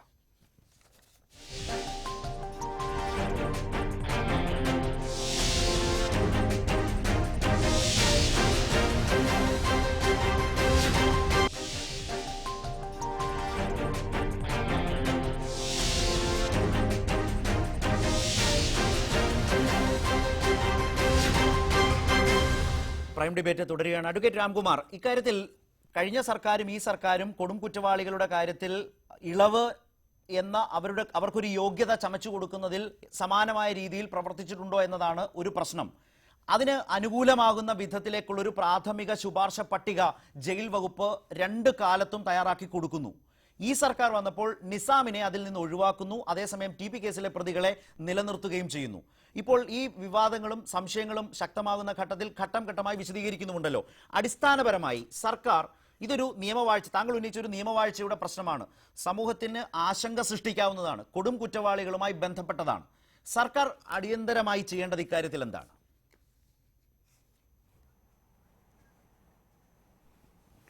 ശരത്തെ, ഈ കാര്യത്തിൽ നിയമവ്യവസ്ഥയ്ക്ക് സംശയത്തിന് യാതൊരു അടിസ്ഥാനവുമില്ല. കാരണം ഇവിടെ രാഷ്ട്രീയ പാർട്ടികൾ ഒരു വ്യത്യാസവും കൂടാതെ നഗ്നമായ അധികാര ദുർവിനിയോഗം നടത്തിയ ചരിത്രങ്ങളാണ് നമ്മുടെ ബഹുമാനപ്പെട്ട സുപ്രീം കോടതി മുമ്പാകെ നിരത്തിയിട്ടുള്ളത്. 2006 ആന്ധ്രയിൽ നിന്നുള്ള എപ്പുരു സുധാകർ എന്ന പ്രശസ്തമായ കേസിൽ അവിടുത്തെ ഒരു കോൺഗ്രസ് നേതാവ് ഗൗരി വെങ്കട റാവുവിനെ വിടാൻ ആന്ധ്ര ഗവൺമെന്റ് തീരുമാനിച്ചു. സുപ്രീം കോടതി അതിൽ ഇടപെട്ട് പറഞ്ഞു, ഇത്തരം അധികാരം ഈ വില കുറഞ്ഞ രാഷ്ട്രീയ കാര്യങ്ങൾക്കല്ല ഉപയോഗിക്കേണ്ടത്, ഇത് ഉപയോഗിക്കുന്ന ജനസമൂഹത്തിൻ്റെ നന്മയ്ക്കാണ്. പലപ്പോഴും നിരപരാധികൾ ജയിലിൽ കിടക്കുന്ന സന്ദർഭമുണ്ടാവും. അത്തരം കാര്യങ്ങൾ കണക്കിലെടുത്തുകൊണ്ടാണ് ഈ റെമിഷൻ പവർ ഉപയോഗിക്കേണ്ടത് എന്ന് അതിൻ്റെ തത്വങ്ങൾ വിശദീകരിച്ചുകൊണ്ട് അന്ന് ജഡ്ജിയായിരുന്ന ജസ്റ്റിസ് കബാഡിയുടെ വളരെ വിലപ്പെട്ടൊരു വിധിയുണ്ട്. ആ വിധി നമ്മുടെ സർക്കാരിന് ബാധകമാണ്. ആ വിധി ബാധകമാണെങ്കിൽ ഇതുപോലത്തെ ഒരു കൊള്ളരുതായ്മ, ഇതുപോലത്തെ ഒരു വെല്ലുവിളി ജനങ്ങൾക്ക് നേരെ പിണറായി സർക്കാർ ഉണർത്തുമായിരുന്നില്ല. ശരത്തൊന്ന് ആലോചിച്ച് നോക്കൂ. TP ചന്ദ്രശേഖരൻ വധ കേസിലെ കൊട്ടേഷൻ സംഘങ്ങളിലെ അംഗങ്ങൾ കണ്ണൂർ ജില്ലയിൽ നിന്ന് പ്രവേശിച്ചാൽ ഉണ്ടാകുന്ന ഭവിഷ്യത്തുകൾക്ക് എൻ്റെ സുഹൃത്ത് ശ്രീ ബാലഗോപാലൻ മറുപടി പറയൂ, ശ്രീ P ജയരാജൻ മറുപടി പറയൂ, കണ്ണൂരിലെ മാർക്സിസ്റ്റ് നേതാക്കൾ മറുപടി പറയൂ. 1 കൊല്ലക്കാലം അവർക്ക് സ്വൈരവിഹാരം കൊടുത്താൽ ഇന്ന് കണ്ണൂരിൽ ഏതാണ്ട് പ്രത്യക്ഷമായിക്കൊണ്ടിരിക്കുന്ന സമാധാന അന്തരീക്ഷം പെട്ടെന്ന് തകരാറിലാവും. വീണ്ടും കൊട്ടേഷൻ സംഘങ്ങൾ അംഗങ്ങളാവും, കൊലപാതകങ്ങൾ നടക്കും, പിടിച്ചുപറികൾ നടക്കും, അക്രമങ്ങൾ നടക്കും. ഇതിനാണോ റെമിഷൻ എന്ന സർക്കാരിൻ്റെ ഗൗരവമായ അധികാരം ഉപയോഗിക്കേണ്ടത്? അല്ല എന്ന് നമ്മുടെ ബഹുമാനപ്പെട്ട സുപ്രീം കോടതി വിവിധ കേസുകളിൽ, ഞാനൊരു പ്രധാനപ്പെട്ട കേസ് പ്രേക്ഷകരെ ഓർമ്മിപ്പിച്ചു എന്ന് മാത്രം. എൻ്റെ സുഹൃത്ത് ശ്രീ ബാലഗോപാലിനെ അറിയാമത്, ഒരുപക്ഷെ ശ്രീ വാഴക്കിനും അറിയുമായിരിക്കാം, അദ്ദേഹത്തിന് ഈ കാര്യത്തിലൊക്കെ പരിജ്ഞാനമുള്ള ആളാണ്. അപ്പം ഈ തത്വങ്ങളൊക്കെ ബലി കടുത്തുകൊണ്ട് വിസ്മരിച്ചുകൊണ്ട് ഇതുപോലൊരു അപകടകരമായ നീക്കത്തിൽ കേരളപ്പിറവിയുടെ പേരും പറഞ്ഞുകൊണ്ട് ശ്രീ പിണറായി വിജയനെ പോലെ ജനസമിതി നേടിയൊരു നേതാവ്, ജനങ്ങളെ ഒരു അളവ് വരെ ആരാധിക്കുന്നൊരു നേതാവ് തുനിയുന്നത് കഷ്ടമാണ്. അദ്ദേഹത്തിന് പ്രതിച്ഛായയ്ക്ക് മോശമാണ്. പാർട്ടി എന്ത് സമ്മർദ്ദം ചെലുത്തിയാലും ഇത്തരം വൃത്തികേടുകൾക്ക് അദ്ദേഹം ബാലഗോപാൽ എന്താണ് മറുപടി എന്നാണ് ഞാൻ വിശ്വസിക്കുന്നത്.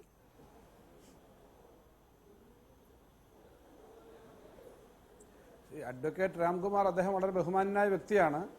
അദ്ദേഹത്തിൻ്റെ പൊതുവിലുള്ള ആ വാദത്തിൻ്റെ നല്ല വശത്തെ ഒന്നും ഞാൻ ഖണ്ഡിക്കാൻ ആളല്ല. പക്ഷേ ഇക്കാര്യത്തിനകത്ത് ഈ റെമിഷൻ എന്ന് പറയുന്ന പ്രൊവിഷനകത്ത് ഒരാളെ ജയിലിനകത്ത് ഒരാളെ അയക്കുന്ന എന്താ, കൊടും കുറ്റവാളികളായിട്ട് എന്നും അവർ തുടരാനല്ല. കൊടും കുറ്റവാളികളായ ചില കണ്ടീഷൻസിനെ പറ്റി നേരത്തെ പറഞ്ഞു. ചില പ്രത്യേക തരം, അതാണ് വാടക കൊലയാളികൾ, മറ്റേത് ഇത് വാടക കൊലയാളി, ഗുണ്ടകൾ, മറ്റേതെന്നൊക്കെ പറയുന്നത് കൊട്ടേഷൻ സംഘം എന്നൊക്കെ ഇതിനകത്ത് കണക്ട് ചെയ്തില്ല. രാഷ്ട്രീയ പ്രവർത്തകരായിട്ടുള്ള ആളുകളെ പലപ്പോഴും കേസിനകത്ത് പിടിച്ചാക്കുന്ന ഉൾപ്പെടെ വരും. പക്ഷേ ഒരു കേസിനകത്ത് കോടതി വിധി പ്രഖ്യാപിച്ചു കഴിഞ്ഞാൽ, ഞാനിപ്പോൾ അതിൻ്റെ അത്തരം വാദത്തിലൊന്നും നിൽക്കുന്നതല്ല, അതൊക്കെ ഏതായാലും സുപ്രീം കോടതി വരെയുള്ള അപ്പീലും അല്ലെങ്കിൽ താഴെയുള്ള അപ്പീലും ഒക്കെ ഫേസ് ചെയ്ത് നിൽക്കുന്ന കേസുകളാണ്.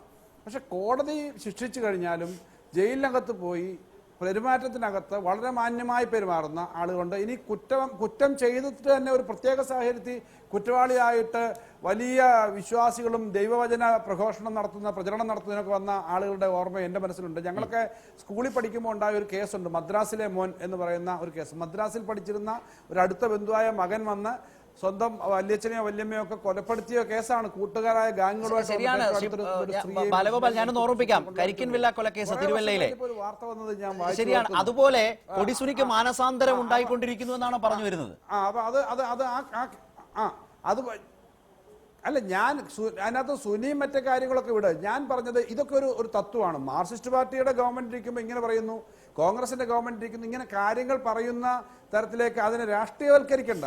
ഈ ഒരു പ്രിൻസിപ്പൾ എന്ന നിലയിൽ അവർ മാർക്സിസ്റ്റുകാരോ കോൺഗ്രസ്സുകാരോ എന്തോ ആയിക്കോട്ടെ, കുറ്റവാളികളായി ശിക്ഷിക്കപ്പെട്ട ആളുകൾക്ക് ഒരിക്കലും മാനസാന്തരം വരത്തില്ല. അവരെ ബാലഗോപാൽ, ഒരു പ്രശ്നം നേരത്തെ സുരേന്ദ്രൻ ഉന്നയിച്ച ഒരു പ്രശ്നമുണ്ട്. UDF സർക്കാരിന്റെ കാലത്ത് തന്നെ ജയിലിനുള്ളിൽ ഒരുപാട് കുഴപ്പങ്ങൾ ഉണ്ടാക്കിയതിന്റെ പേരിൽ പിന്നീട് കേസുകൾ രജിസ്റ്റർ ചെയ്ത ആളുകൾ എങ്ങനെയാണ് ജയിലിനുള്ളിൽ നല്ല നടപ്പ് എന്ന് ധരിച്ചുകൊണ്ട് ഇത്തരം ഇളവുകൾക്ക് യോഗ്യരാക്കി മാറ്റാനാവുക? അത് ആ സർക്കാരും ചെയ്തു, അത് അതേപടി ഈ സർക്കാരും തുടർന്നു.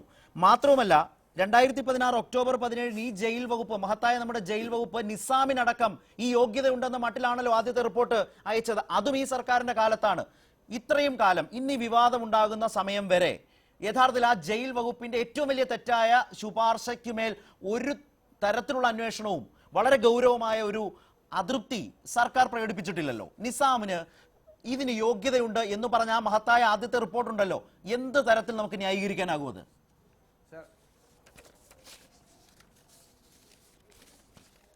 ഗവൺമെന്റ് അതിനകത്ത് അന്വേഷിക്കുന്നതൊക്കെ പുറത്തേക്ക് വന്നിട്ടില്ല. എന്താ അന്വേഷിച്ചോ, അതിന് നടപടി എടുത്തു. പക്ഷെ ഒരു അന്വേഷിക്കാത്തതുകൊണ്ടാണ് പുറത്തു വരാത്തത്. ജയിലിലെ DGPയോ ജയിലിലെ ഉദ്യോഗസ്ഥന്മാരോ തനതായിട്ട് അവർ തീരുമാനിക്കുന്നതല്ല. അവർ തന്നെ തീരുമാനിക്കുന്നതല്ല. ഒരു ജഡ്ജി എന്തായാലും ഈ വിധിയൊക്കെ പ്രഖ്യാപിക്കുന്ന അതേ ഇനത്തിൽപ്പെട്ട ഒരാളാണല്ലോ ഒരു ഹൈക്കോടതി ജഡ്ജി. അങ്ങനെയാണെങ്കിൽ ആ ജയിൽ വകുപ്പ് ഈ റിപ്പോർട്ട് തയ്യാറാക്കിയതിന് ബാഹ്യ സമ്മർദ്ദങ്ങൾക്ക് വിധേയമായിട്ടുണ്ടോ? ബാഹ്യ സമ്മർദ്ദങ്ങൾക്ക് വിധേയമായിട്ടുണ്ടോ? ഇന്നടക്കം എല്ലാം കൂടി ചേർന്ന് അങ്ങനെ നമുക്ക് ഏതിനെപ്പറ്റി പറയാമല്ലോ, അതിനേതിനെപ്പറ്റി പറയാമല്ലോ. പത്രത്തിൽ വരുന്ന റിപ്പോർട്ടുകൾ ബാഹ്യസമ്മർദ്ദത്തിന് വിധേയമാണെന്ന് പറയാം, രാഷ്ട്രീയ തീരുമാനം വളരെ ആധികാരികമായ വിവരാവകാശ രേഖകൾ മുൻനിർത്തിയാണ് ഈ ചർച്ച ഉണ്ടായത്. ശ്രീ ബാലഗോപാൽ, ആധികാരികമായ വിവരാവകാശ രേഖകൾ മുൻനിർത്തി വാർത്തയും ചർച്ചയും ആയതുകൊണ്ടാണ് ഭാഗ്യവശാൽ ഈ വിവരങ്ങൾ പുറത്തു വന്നത്. മുഖ്യമന്ത്രി തന്നെ ഇടപെട്ട് നിസാമിനെ ഒഴിവാക്കിയെന്ന് പറയുമ്പോൾ ആ ജയിൽ വകുപ്പ് അതിനുള്ള ഒരു റിപ്പോർട്ട് തയ്യാറാക്കി കൊടുത്തിരുന്നു. മുഖ്യമന്ത്രിയുടെ ഓഫീസ് അതും സമ്മതിക്കുകയാണ്. വളരെ ഗൗരവതരമായ ഒരു വീഴ്ചയിലേക്ക് ജയിൽ വകുപ്പ് പോയിട്ടുണ്ട് എങ്കിൽ ഒരു വിവാദവും വരും മുമ്പ് തന്നെ അതിൽ അന്വേഷിക്കേണ്ടതായിരുന്നു. ഇതാണ് എന്റെ ചോദ്യം.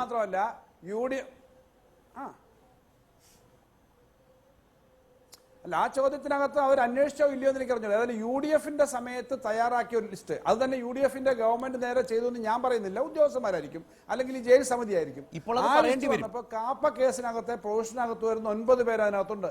ആ 9 പേരെ ഒഴിവാക്കണം എന്നുള്ളത് പറഞ്ഞു. ശ്രീ ബാലഗോപാലിന്റെ വാദത്തോട് ഖണ്ഡിക്കാൻ വിയോജിപ്പുണ്ടെങ്കിൽ ഇപ്പോൾ നേരത്തെ പറഞ്ഞ കാര്യത്തിലൊക്കെ ഞാൻ ശരത്ത് എപ്പോഴും ആവർത്തിക്കുന്ന ഒരു വാക്കിനോടാണ് എനിക്ക് വിയോജിപ്പ്. ആ ഗവൺമെന്റും ഈ ഗവൺമെന്റും ഏതോ ഒരുപോലെ ചെയ്തു. ആ ഗവൺമെന്റ് ഈ ഗവൺമെന്റും രണ്ടും രണ്ട് കാര്യമാണ്. അത് നേരത്തെ സുരേന്ദ്രൻ പറഞ്ഞല്ലോ. ഈ നിങ്ങളുടെ സർക്കാരിന്റെ കാലത്ത് തന്നെ ജയിലിൽ TP കേസിലെ പ്രതികൾ കാണിച്ച കൊള്ളരുതായ്മകളുടെ പേരിൽ കേസെടുത്തിട്ടും നിങ്ങളുടെ സർക്കാർ തന്നെ സാറ്റിസ്ഫാക്ടറി ആണ് ജയിലിൽ അവർ എന്ന് പറഞ്ഞ് റിപ്പോർട്ട് തയ്യാറാക്കി അവർക്ക് ഇളവിന് യോഗ്യത ഉണ്ടാക്കി കൊടുത്ത ആദ്യത്തെ ഉത്തരവാദികൾ നിങ്ങളാണ്. അത് ഇന്ന് മുഖ്യമന്ത്രിയുടെ ഓഫീസ് തന്നെ വിശദീകരിച്ചല്ലോ. ശരത്തെ, ഞാൻ പറയുന്നത് കേൾക്കൂ. ഏതെങ്കിലും ജയിൽ വകുപ്പിലെ ഉദ്യോഗസ്ഥന്മാരെ ആരെങ്കിലും ബാഹ്യശക്തികൾ സ്വാധീനിച്ച്, അത് ഭരണത്തിന്റെ ആളുകളായിരിക്കണം നിർബന്ധമൊന്നുമില്ല, ആരെങ്കിലും ഒരു റിപ്പോർട്ട് കൊടുത്ത്, ഞാൻ പറയുന്നത് മന്ത്രിയുടെ ഓഫീസിലോ ഓഫീസിൽ വന്നതിന് ശേഷമാണ് അതിൻ്റെ സ്ക്രൂട്ടറി നടക്കുന്നുണ്ട്. ഹോം ഡിപ്പാർട്ട്മെന്റ് വന്നിട്ട് ഒരു ഗവൺമെന്റിലേക്ക് വന്നു കഴിയുമ്പോൾ സ്ക്രൂട്ടറി നടക്കുന്നുണ്ട്. ആ ഭാഗത്ത് നിന്ന് മുകളിലേക്ക് പോയിട്ടില്ല എന്നാണ് ഞാൻ പറഞ്ഞത്. അവിടെ റിപ്പോർട്ട് വന്നിട്ടുണ്ടാകാം. റിപ്പോർട്ട് ചിലപ്പോൾ ഒരുപക്ഷെ വന്നിട്ടുണ്ടാകാം, അവിടെ നിന്ന് മുകളിലേക്ക് പോയിട്ടില്ല. ഇവിടെ ഈ ഗവൺമെന്റിന്റെ ഭാഗത്തു നിന്നും ഓരോന്നും എടുക്കുകയും സ്ക്രൂട്ടനി നടത്തുകയും അതിനകത്ത് ഇപ്പോൾ ഇവർ പറയുന്ന പോലെ നിസാമിനെ ഒഴിവാക്കിയോ ഇല്ലയോ എന്നുള്ളത് ഒരുപക്ഷെ നിസാമിന്റെ കേസ് കേട്ടാൽ നാട്ടുകാർ വഴിയിലിട്ടടിക്കുമെന്നുള്ളത് കൊണ്ടായിരിക്കും ആ പേര് ഇപ്പോൾ ഒഴിവാക്കിയെന്ന് പറയുന്നത്. ഏതായാലും അതുൾപ്പെടെയുള്ള കാര്യങ്ങൾ ഒഴിവാക്കി എന്ന് പറയുന്നതല്ലാതെ, ഒഴിവാക്കുന്ന വെച്ചാൽ അത് ഗവൺമെന്റ് അപ്പോൾ അത് സ്ക്രൂട്ടനി നടത്തി, മുഖ്യമന്ത്രി അത് കണ്ടു ആ ലിസ്റ്റിനകത്ത് നിന്ന് അത് റിക്കമെൻഡ് ചെയ്തു ഗവർണറുടെ മുമ്പിലേക്ക്. അങ്ങനെ ഒരു പ്രക്രിയയൊന്നും UDF-ന്റെ കാലത്ത് നടന്നിട്ടില്ല. അതാണ് ഞാൻ പറഞ്ഞത്. ഇവിടെ നടത്തിയിരിക്കുന്നത് വളരെ വളരെ നിഷ്ഠൂരമായ ഒരു കാര്യമാണ്. എല്ലാവർക്കും അറിയാവുന്നതാണ്, മാർക്സിസ്റ്റ് പാർട്ടി നേരിട്ട് നടത്തിയിട്ടുള്ള ഒരു കൊലപാതകം. അതിൻ്റെ ഗൂഢാലോചനയെക്കുറിച്ച് അന്വേഷിച്ചാൽ ജില്ലാ കമ്മിറ്റിയിലേക്കും സംസ്ഥാന കമ്മിറ്റിയിലേക്കും നീളുമെന്ന് കേരളത്തിലെ ഏത് കുഞ്ഞിനും അറിയാവുന്ന ഒരു കാര്യം. അവിടെ ആ കോടതിയുടെ വിധിയിലകത്ത് പറയുന്നത് തന്നെ കൊട്ടേഷൻ കേസിലെ കൊട്ടേഷൻ പ്രതികളെ കൊണ്ട് അതിന് ശ്രീ ബാലഗോപാൽ പറയുന്ന നിയമപരമായ ചില ന്യായങ്ങളുണ്ട്. ശ്രീ സുരേന്ദ്രൻ അത് ഒരു തരത്തിലും അംഗീകരിക്കത്തക്കതല്ല എന്നാണ് വാഴക്കൻ വിശദീകരിച്ചു വരുന്നത്. ശ്രീ സുരേന്ദ്രൻ, പക്ഷേ ബാലഗോപാൽ, ജയിലിൽ കഴിയുന്ന തടവ് പുള്ളികൾ, അവർക്ക് വരുന്ന മാറ്റങ്ങൾ, അവർക്ക് അങ്ങനെ നന്നാവാനുള്ള അവസരങ്ങൾ, ഇതെല്ലാം കാണണം. മാത്രമല്ല, രാഷ്ട്രീയ തടവുകാർ എന്ന നിലയിൽ നേരത്തെ ശ്രീ രാംകുമാർ തന്നെ പറഞ്ഞ ചില പരിഗണനകളുണ്ട്. രാഷ്ട്രീയ തടവുകാരുടെ കാര്യത്തിൽ പാർട്ടികൾക്ക് കുറെ കൂടി പരിഗണനയാകാം ചില മാനദണ്ഡങ്ങളിൽ നിന്നുകൊണ്ട്. അത് മനസ്സിലാക്കാവുന്നതേ ഉള്ളൂ എന്നാണ് അദ്ദേഹം പറഞ്ഞത്. ഈ പല തലങ്ങളിൽ നിന്നുകൊണ്ട് ഈ പ്രതികളെ ആകെ പരിശോധിക്കാവുന്നതാണോ? ശ്രീ ബാലഗോപാൽ പറഞ്ഞൊരു വിശദീകരണം സർക്കാരിൻ്റെതായി ഉണ്ടല്ലോ നമ്മുടെ മുമ്പിൽ. അല്ല, ശരത്ത്, ഇതിനകത്ത് നമ്മൾ കണക്കാക്കേണ്ട ഒരു കാര്യമുണ്ട്. അതായത് ഇപ്പൊ ജയിൽ ഉപദേശക സമിതിയിൽ രാഷ്ട്രീയ പാർട്ടികളുണ്ട്. നിങ്ങൾ ജഡ്ജി എന്ന് പറയുന്നുണ്ടല്ലോ, ജഡ്ജിക്ക് അവിടെയുള്ള റോൾ എന്താണെന്നും ആരാണിത് തയ്യാറാക്കുന്നതെന്നും നമ്മുടെ വ്യവസ്ഥിതിയെക്കുറിച്ച് നന്നായിട്ടുള്ള അറിയുന്നവരെല്ലാവർക്കും അറിയാം. ജയിൽ ഉപദേശക സമിതി, നമ്മളെ കണ്ണൂർ സെൻട്രൽ ജയിലിന്റെ ഉപദേശക സമിതി അംഗം ആരാണെന്ന് അറിയോ നിങ്ങൾക്ക്? 2 കൊലക്കേസുകളിൽ പ്രതി, 2 CBI അന്വേഷണങ്ങൾ നേരിട്ടുകൊണ്ടിരിക്കുന്ന ഒരാളാണ് കണ്ണൂരിലെ ജയിൽ ഉപദേശക സമിതി അംഗം. കഴിഞ്ഞ തവണ ജയിൽ ഉപദേശക സമിതി അംഗം, വിയ്യൂർ സെൻട്രൽ ജയിലിലെ ജയിൽ ഉപദേശക സമിതി അംഗം ഉണ്ടായിരുന്നത് നമ്മുടെ ജോസഫ് വാഴക്കന്റെ, ബഹുമാനപ്പെട്ട ജോസഫ് വാഴക്കന്റെ അടുത്ത ആളായിട്ടുള്ള ആ മണലൂരിലെ MLA. നിങ്ങൾക്ക് ശരത്തെ, നിങ്ങൾ പണ്ട് ഏഷ്യാനെറ്റിലായിരുന്നെങ്കിലും നമ്മൾ അന്ന് ചർച്ച ചെയ്തിട്ടുണ്ട്. ഈ നിസാമിനെ ഏറ്റവും കൂടുതൽ ആരാണ് തൃശ്ശൂരിൽ സംരക്ഷിക്കുന്നത്? എത്രയോ ദിവസം നമ്മൾ ചർച്ച ചെയ്തിട്ടുണ്ട്. അദ്ദേഹം അവിടെ ഈ മീറ്റിംഗിൽ പങ്കെടുത്തിട്ടുണ്ട്. ഞാൻ വെറുതെ പറയുന്നതല്ല. ഈ നിസാമിനെ ഒഴിവാക്കി കൊടുക്കാനുള്ള യോഗം ചേർന്നതിന്റെ മിനിറ്റ്സ് നിങ്ങൾ നോക്കിയാൽ അദ്ദേഹം അടക്കം പങ്കെടുത്ത് തയ്യാറാക്കിയിട്ടാണ് നിസാമിന്റെ പേര് അന്ന് റെക്കമെൻഡ് ചെയ്തത്. അതുകൊണ്ട് UDF-ന് ഇതിന് ഒരു മാലാഖയും ചമയാൻ കഴിയില്ല. ഇപ്പൊ ഇവിടെ അദ്ദേഹം പറഞ്ഞല്ലോ, TP ചന്ദ്രശേഖരന്റെ ഗൂഢാലോചന തെളിഞ്ഞാൽ വലിയ വലിയ ആളുകൾ വരുമെന്ന്. അവിടെയാണ് ഞങ്ങളുടെ അന്നത്തെയും ഇന്നത്തെയും ആരോപണം. TP ചന്ദ്രശേഖരന്റെ കേസിന്റെ ഒരു ഘട്ടം വന്നപ്പോൾ CPM-ഉമായിട്ട് കോൺഗ്രസ് കോംപ്രമൈസ് ചെയ്തു. അതിന്റെ ഒരു തുടർച്ച തന്നെയാണ് ഇപ്പോൾ ഉണ്ടായിക്കൊണ്ടിരിക്കുന്നത്. അങ്ങനെയല്ലെങ്കിൽ ഈ പട്ടികയിലേക്ക് വന്നാൽ, ഈ പട്ടികയിൽ UDF സർക്കാരിനെ വിമർശിക്കുന്നത് പോലെ തന്നെ ഈ സർക്കാരിന്റെ കാലത്ത് സുരേന്ദ്രൻ ചെയ്ത കാര്യങ്ങൾ UDF സർക്കാരിൽ നിന്ന് ഭിന്നമാണ്. മുഖ്യമന്ത്രിയുടെ മുമ്പിൽ എത്തുമ്പോൾ നിസാമിനെ ഒഴിവാക്കുന്നു എന്ന നിലയ്ക്കുള്ള ഒരു ഇടപെടൽ. മുഖ്യമന്ത്രി ആ പട്ടിക കണ്ടിരിക്കുന്നു. ഗവർണർ തിരിച്ചയച്ച പട്ടികയടക്കം മുഖ്യമന്ത്രി കണ്ട് തിരുത്തൽ വരുത്തിയാണ് ഇപ്പോൾ എത്തിയത് എന്ന് വ്യക്തമാണല്ലോ മുഖ്യമന്ത്രിയുടെ ഈ വിശദീകരണം വരുമ്പോൾ. അല്ലല്ല, വ്യക്തമല്ല. കാരണം മുഖ്യമന്ത്രി പറഞ്ഞത് സത്യമാണെങ്കിൽ ഏത് റിപ്പോർട്ടാണ് തങ്ങൾ ഗവർണർക്ക് അയച്ചത്, അവിടുന്ന് മടങ്ങി വന്നത് ഏതാണെന്ന് ജനങ്ങളോട് പറയാൻ അദ്ദേഹം ധൈര്യം കാണിക്കണം. ഇപ്പോഴും അതുവരെ ഉണ്ടായിട്ടില്ല. ഇതിപ്പോ ഒരു ഊഹാപോഹങ്ങളുടെ അടിസ്ഥാനത്തിലുള്ള മറുപടി മാത്രമാണ്. സത്യസന്ധമായിട്ട് ഏത് റിപ്പോർട്ടാണ് പിണറായി ഈ സർക്കാർ ഗവർണർക്ക് അയച്ചത്, അത് തന്നെയാണോ മടങ്ങി വന്ന റിപ്പോർട്ട് ഇവർ പറയുന്നത് തന്നെയാണോ? ഞാനിത് പറയാൻ കാരണം, ഈ വിവരാവകാശം പുറത്തു കൊണ്ടുവന്നവർ മറ്റൊരു വിവരാവകാശ രേഖ സമർപ്പിച്ചിരുന്നു. അത് ആഭ്യന്തര വകുപ്പിനായിരുന്നു ശരത്തെ. അവർ മറുപടി കൊടുത്തിട്ടില്ല. ആഭ്യന്തര വകുപ്പ് മറുപടി കൊടുക്കാത്തത് കൊണ്ടാണ് അവർ ജയിൽ വകുപ്പിൽ നിന്ന് ഈ വിവരാവകാശം കിട്ടിയത്. അത് നിങ്ങൾക്കറിയാമല്ലോ. അപ്പൊ അവിടെ ഒരു കള്ളക്കളി നടന്നിട്ടുണ്ട്. കഴിഞ്ഞ ആഴ്ച നിയമസഭയിൽ മുഖ്യമന്ത്രി പറഞ്ഞ കാര്യങ്ങൾ ചേർത്ത് വായിക്കുമ്പോൾ ഇതെല്ലാം സംശയാസ്പദമാണ്. ഈ നിലയിലുള്ള പൊരുത്തക്കേടുകളാണ് ഇവരൊക്കെ ഉന്നയിക്കുന്നത്. അതുകൊണ്ടാണ് നിലപാടുകൾ സംശയാസ്പദമാണ് എന്ന തോന്നലുണ്ടാകുന്നത്, അത്തരം വിമർശനങ്ങൾ ഉണ്ടാകുന്നത്. ശ്രീ ബാലഗോപാൽ,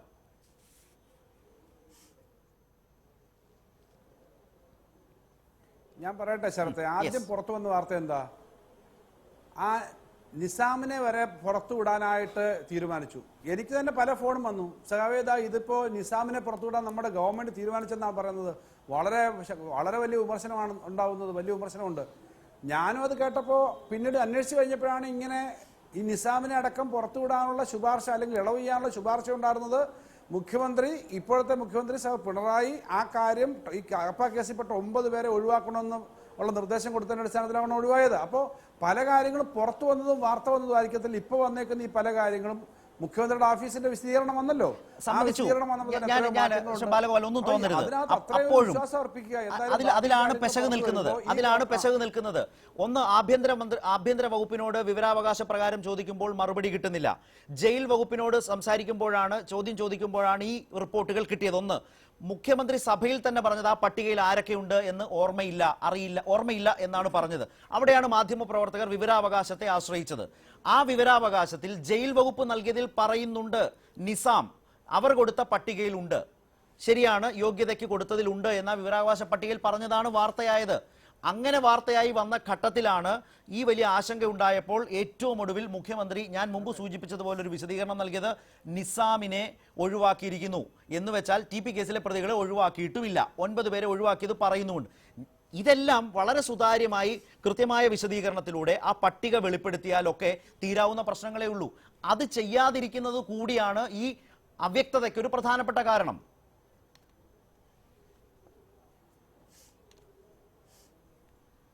അതായിരിക്കും ശരത്ത് പറഞ്ഞ ഒരു കാര്യത്തിൽ ഞാൻ യോജിക്കുന്നു. കാരണം ഈ നിസാം ഉൾപ്പെടെയുള്ള ആളുകളെ സംബന്ധിച്ച് ഒഴിവാക്കി എന്നുള്ള കാര്യം നേരത്തെ പുറത്തു വന്നിരുന്നെങ്കിൽ ഇത്രയും കൺഫ്യൂഷൻ ഉണ്ടാകുമായിരുന്നില്ല. പക്ഷെ ഒരു കാര്യം കൂടി മനസ്സിലാക്കണം, ഗവർണർക്ക് അയച്ചിരിക്കുന്ന ഒരു ഫയലിനകത്തെ പേരുകളെല്ലാം അങ്ങനെ പുറത്താക്കാൻ പറ്റുമോ എന്ന് എനിക്ക് അറിഞ്ഞുകൂടാ. ഗവർണർക്ക് ഗവൺമെന്റ് അയച്ചേക്കുന്ന ഒരു കാര്യം എല്ലാ കാര്യവും സുതാര്യം എന്ന് പറഞ്ഞാൽ അങ്ങനെ ആക്കാൻ പറ്റുമോ എന്ന് എനിക്ക് അറിഞ്ഞുകൂടാ. ജയിൽ വകുപ്പും ആഭ്യന്തര വകുപ്പും, ജയിൽ വകുപ്പായിരിക്കും ഒരുപക്ഷെ വിവരാവകാശ നിയമം അനുസരിച്ച് ഈ കാര്യങ്ങൾ പുറത്തു പറയാനുള്ള അതോറിറ്റി, ആഭ്യന്തര വകുപ്പായിരിക്കില്ല. ഞാൻ പറഞ്ഞത് അതൊക്കെ സാങ്കേതികമായ നിയമപരമായ കാര്യങ്ങളാണ്. എന്തായാലും ഈ കാര്യങ്ങൾക്ക് കുറച്ചുകൂടി സുതാര്യമായിട്ട് ക്ലാരിറ്റി വരണം. ആവശ്യമില്ലാതെ കൺഫ്യൂഷൻ ഉണ്ടാക്കേണ്ട കാര്യമില്ല. ഗവൺമെന്റ് അക്കാര്യം കുറച്ചുകൂടി സമയാസമയങ്ങളിൽ ആദ്യം സുരേന്ദ്രൻ, ഈ നിയമ സാങ്കേതിക പ്രശ്നങ്ങൾ മാറ്റിവെക്കാം. നിങ്ങൾ രാഷ്ട്രീയമായിട്ടാണോ സർക്കാരിന്റെ ഇക്കാര്യത്തിലുള്ള സമീപനത്തെ വിമർശിക്കുന്നത്?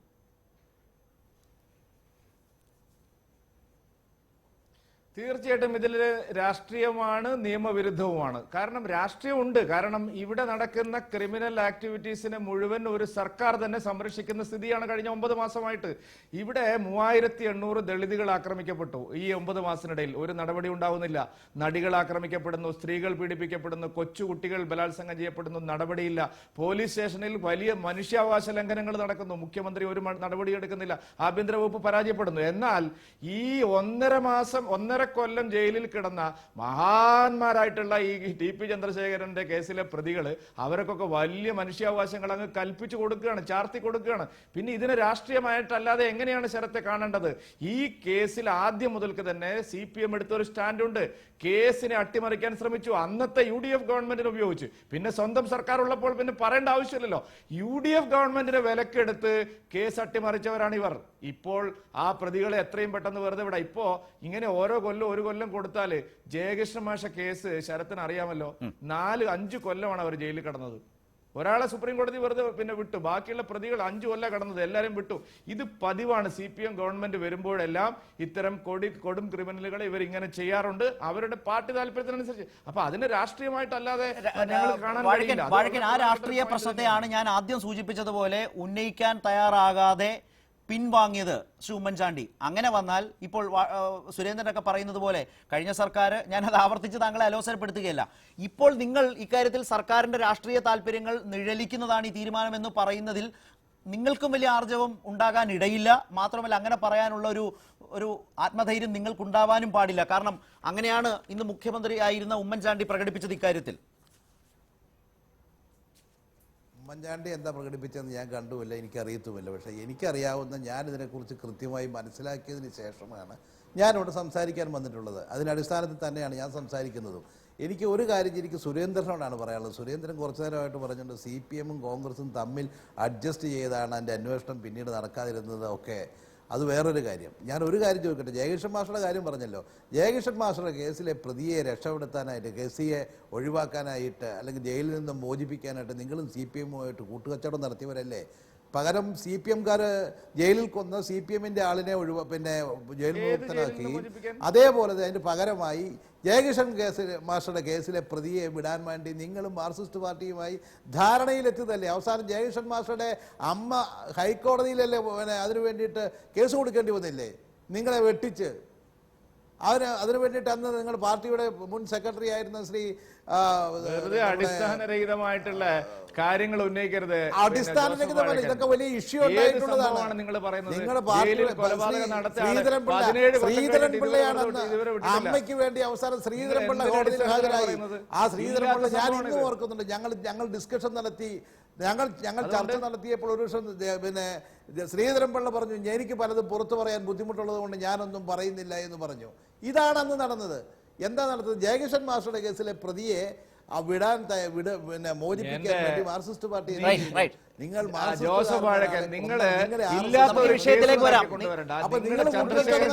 അവസാനം എടുത്ത നിലപാട് എന്താണെന്ന് ഇവിടെ എല്ലാവർക്കും അറിയാം. നിങ്ങളുടെ കള്ളിയൊന്നും അല്ല പറയുന്നത്. ഈ നമ്പറൊന്നും വേണ്ട. നിങ്ങളൊക്കെ രക്തസാക്ഷികളെ ഒക്കെ വിറ്റിട്ടുണ്ടെന്ന് തന്നെയാണ് ഞാൻ പറയുന്നത്. ഉത്തരവാദിത്തോടെ പറയുന്നത്. ജയകിഷൻ മാസ്റ്ററുടെ കേസിലെ പ്രതിയെ വിടാൻ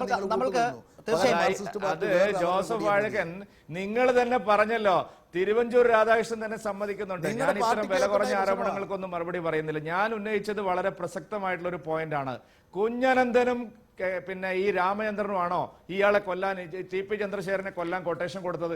വാഴക്കൻ അത് മാത്രം ഒന്ന് പറഞ്ഞു അത് മാത്രമല്ല, രണ്ടുപേരോടും അടിസ്ഥാനപരമായ ചോദ്യം മറ്റൊന്നു തന്നെയാണ്. അത് നിങ്ങൾ നേതാക്കളുടെ രാഷ്ട്രീയ ചർച്ചയുടെ പ്രധാനപ്പെട്ട വിഷയമാകുമ്പോഴും കേരള പിറവിയുടെ വജ്ര ജൂബിലിയുടെ ഉൾപ്പുളകം യഥാർത്ഥത്തിൽ കൊടും കുറ്റവാളികൾക്കുള്ള ഇളവിന്റെ യോഗ്യതയായി കാണാവുന്നതാണോ? കേരളത്തിന് അങ്ങനെ അത് ഉൾക്കൊള്ളാനാകുമോ എന്നതാണ് അടിസ്ഥാനപരമായ പ്രശ്നം. ആ പ്രശ്നത്തിന് ആധാരമായത് ഇപ്പോഴത്തെ ഈ സർക്കാരിന്റെ റിപ്പോർട്ടാണ്, അതിലെടുത്തിട്ടുള്ള നടപടികളാണ്. അതിൽ പൂർണ്ണമായ വിവരങ്ങൾ അല്പാൽപമായി ഘട്ടം ഘട്ടമായി മാത്രം വരുന്നു.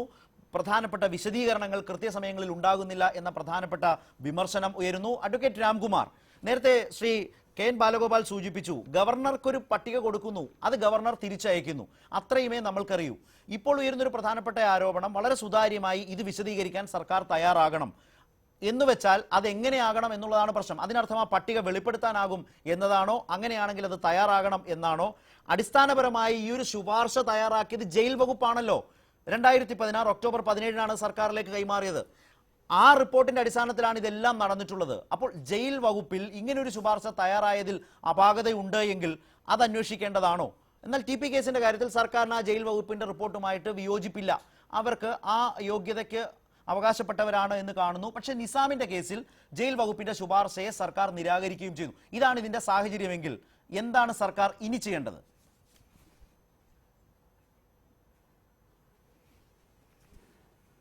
അതല്ല, ഗവർണർ തന്നെ അതിൽ അപാകത കണ്ടല്ലോ, അല്ലെങ്കിൽ അദ്ദേഹം അന്ന് തന്നെ ഒപ്പിട്ട് കൊടുക്കുമായിരുന്നല്ലോ.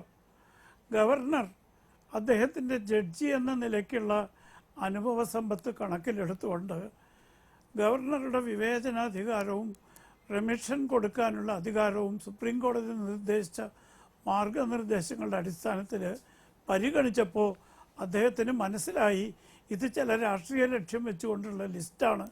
അതുകൊണ്ടാണ് ആ ലിസ്റ്റ് മടക്കിയത്. സാധാരണ രീതിയിൽ നമ്മുടെ ഭരണഘടന അനുസരിച്ച് ക്യാബിനറ്റിന്റെ തീരുമാനം ഗവർണർ അനുസരിക്കേണ്ടതാണ്, പിന്തുടരുന്നതാണ്. ഇവിടെ ഗവർണർക്ക് തന്നെ ആ ലിസ്റ്റിൽ ഒരു അപാകത തോന്നി. എന്തുകൊണ്ട് തോന്നി? കാരണം ആ ലിസ്റ്റ് നിയമപ്രകാരം തയ്യാറാക്കിയതല്ല. ശ്രീ രാംകുമാർ, നമ്മുടെ സമയം അവസാനിക്കുന്നുണ്ടാണ്. താങ്കൾ പറഞ്ഞു ജസ്റ്റിസ് കപാഡിയയുടെ വിധി അടക്കം നിലനിൽക്കുന്ന നീതിന്യായ രീതികൾക്ക് വിരുദ്ധമാണ്. ഗവർണർ തിരിച്ചയച്ചു. ഇനി എന്ത് എന്നുള്ളതാണ് ചോദ്യം. സർക്കാർ ചെയ്യേണ്ടത് എന്താണ്? സർക്കാർ ചെയ്യേണ്ടത് സുപ്രീം കോടതി നിർദ്ദേശിച്ച മാർഗനിർദ്ദേശങ്ങൾക്കനുസരിച്ച് മാത്രം, അല്ലാതെ രാഷ്ട്രീയ പ്രേരിതമല്ലാത്ത, നേരത്തെ ശ്രീ ബാലഗോപാൽ പറഞ്ഞ പോലെ നല്ല കുട്ടികളായി പരിണമിച്ച കൊടും കുറ്റവാളികളെ ഉൾപ്പെടുത്തിക്കൊണ്ട് ഒരിക്കലും മനപരിവർത്തനമുണ്ടാകാൻ സാധ്യമില്ലാത്ത വാടക ഗുണ്ടകളെ അല്ലാത്തവരെ ഒഴിവാക്കിക്കൊണ്ട് ലിസ്റ്റ് അയച്ചാൽ ശ്രീ ഗവർണർ സദാശിവം അത് നിയമപ്രകാരം പരിഗണിക്കും. സർക്കാരിന് അതിനനുസരിച്ച് യുക്തമായി ചെയ്യാം. ഇതൊരു വിവാദ വിഷയമാക്കുകയാണെങ്കിൽ കേരളപ്പിറവിക്ക് സമ്മാനിക്കാൻ പോകുന്നത് വികൃതമായ ഒരു സമ്മാനമായി ഞാൻ മാറും. ഇടപെടുന്നു. ശ്രീ ബാലഗോപാൽ, ഒരു കാര്യം ഇതിൽ വ്യക്തമാണ്. TP കേസിലെ പ്രതികളെ അടക്കം അവർ ഇളവിന് യോഗ്യരാണ് എന്ന് കണ്ടെത്തിയ ആ റിപ്പോർട്ടിനോടാണ് ഗവർണർ വിയോജിച്ചിരിക്കുന്നത്. അത് വ്യക്തം. നിസാമിന്റെ പേര് ഗവർണറുടെ പട്ടികയിൽ അങ്ങോട്ടേക്ക് പോയിട്ടുമില്ല, അതും വ്യക്തമാകുന്നു. അത് ഗവർണർ നിരാകരിച്ച സാഹചര്യത്തിൽ സർക്കാരിന്റെ ആ നിലപാടാണ് നിയമപരമായി ഗവർണർ നിരാകരിക്കുന്നത് എങ്കിൽ ആ പട്ടികയിൽ ഒരു തിരുത്തൽ സർക്കാർ വരുത്തേണ്ടി വരും. അല്ലാത്ത പക്ഷം ആ പട്ടിക പ്രസിദ്ധീകരിക്കാൻ അല്ലെങ്കിൽ അത് വിശദീകരിക്കാൻ, ജനങ്ങളുടെ ആശയക്കുഴപ്പം മാറ്റാൻ സർക്കാർ സന്നദ്ധമാകണ്ടേ?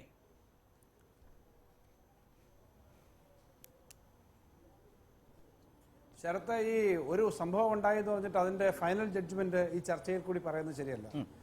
എനിക്കറിഞ്ഞൂടാ ഫൈനൽ ജഡ്ജ്മെന്റ് എന്താണെന്ന്. പക്ഷെ ഒരു കാര്യം ഞാൻ മനസ്സിലാക്കുന്നു, ഗവർണർ ആ കത്ത് ഇത് അയച്ചിട്ടുള്ളത് each and every case is to be interpreted or studied examined separately എന്ന നിലയിലാണ് സാധാരണഗതിയിൽ ഇത്തരം അഡ്മിനിസ്ട്രേറ്റീവ് ലോ കേസാണ് ഇതൊക്കെ.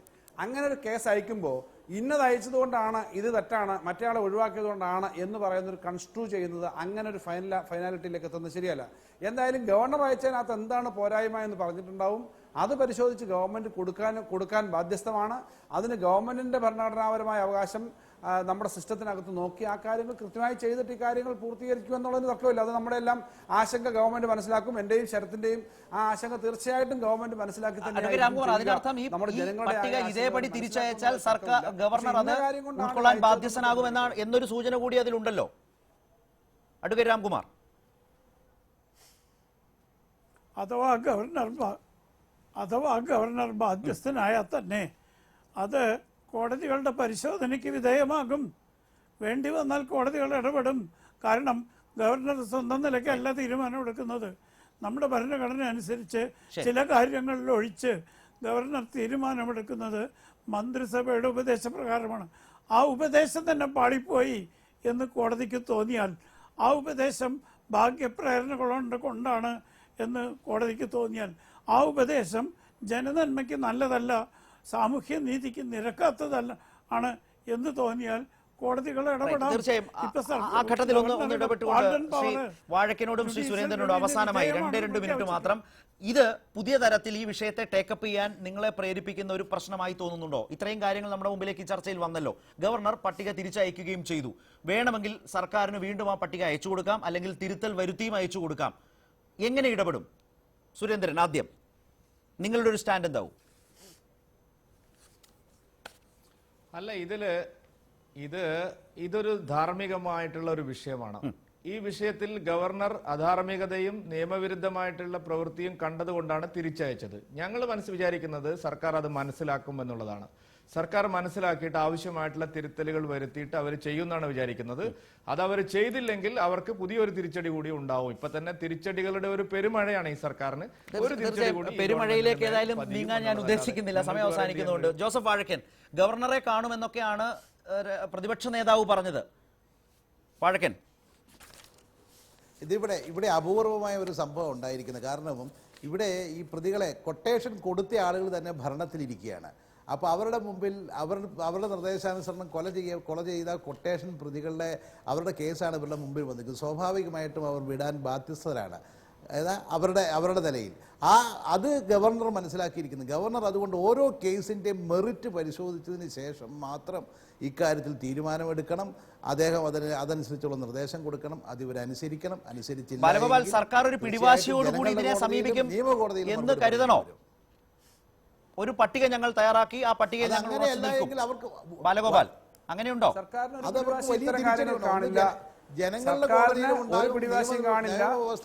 അങ്ങനെ ഒരു പിടിവാശി ഉണ്ടാവാൻ യാതൊരു സാധ്യതയില്ല. നിയമപരമായ കാര്യങ്ങൾ നോക്കി ഈ കാര്യങ്ങൾ മനസ്സിലാക്കി ഗവർണർ പറഞ്ഞ നിർദ്ദേശം കൂടി കേട്ടുകൊണ്ട് കൃത്യമായി കാര്യങ്ങൾ നോക്കി നിയമപരമായി തന്നെ കാര്യങ്ങളുമായിട്ട് മുന്നോട്ട് പോകും. ഈ ഗവൺമെന്റിന് ഒരു പിടിവാശിയില്ല. ഏത് കാലത്തും LDF പൊതുവിൽ കാര്യങ്ങൾ ഏറ്റവും അങ്ങേയറ്റം എല്ലാ സ്ഥലത്തും ആളുകൾ തന്നെയാണ് അധികാരത്തിലിരിക്കുന്നത്. ഏതായാലും വളരെ ശക്തമായ ഒരു രാഷ്ട്രീയ തർക്കം ഉയരുന്ന പ്രശ്നം തന്നെയാണ് കാര്യത്തിൽ. തിരുത്തൽ വരുത്താൻ സർക്കാർ നിർബന്ധിതമാകും എന്ന് വിശ്വസിക്കുന്നവർ ഏറെയുണ്ട്. എന്നാൽ പിടിവാശി കാട്ടി സർക്കാർ തുടരുമോ ആ പട്ടികയിൽ തന്നെ? ഗവർണർ എന്തുകൊണ്ടാണ് ആ പട്ടിക നിരാകരിച്ചത് എന്നത് സംബന്ധിച്ച സൂചനകൾ നൽകുന്ന വിവരങ്ങളാണ് വിവരാവകാശ രേഖയിലൂടെയും മറ്റും പുറത്തു വന്നുകൊണ്ടിരിക്കുന്നത്.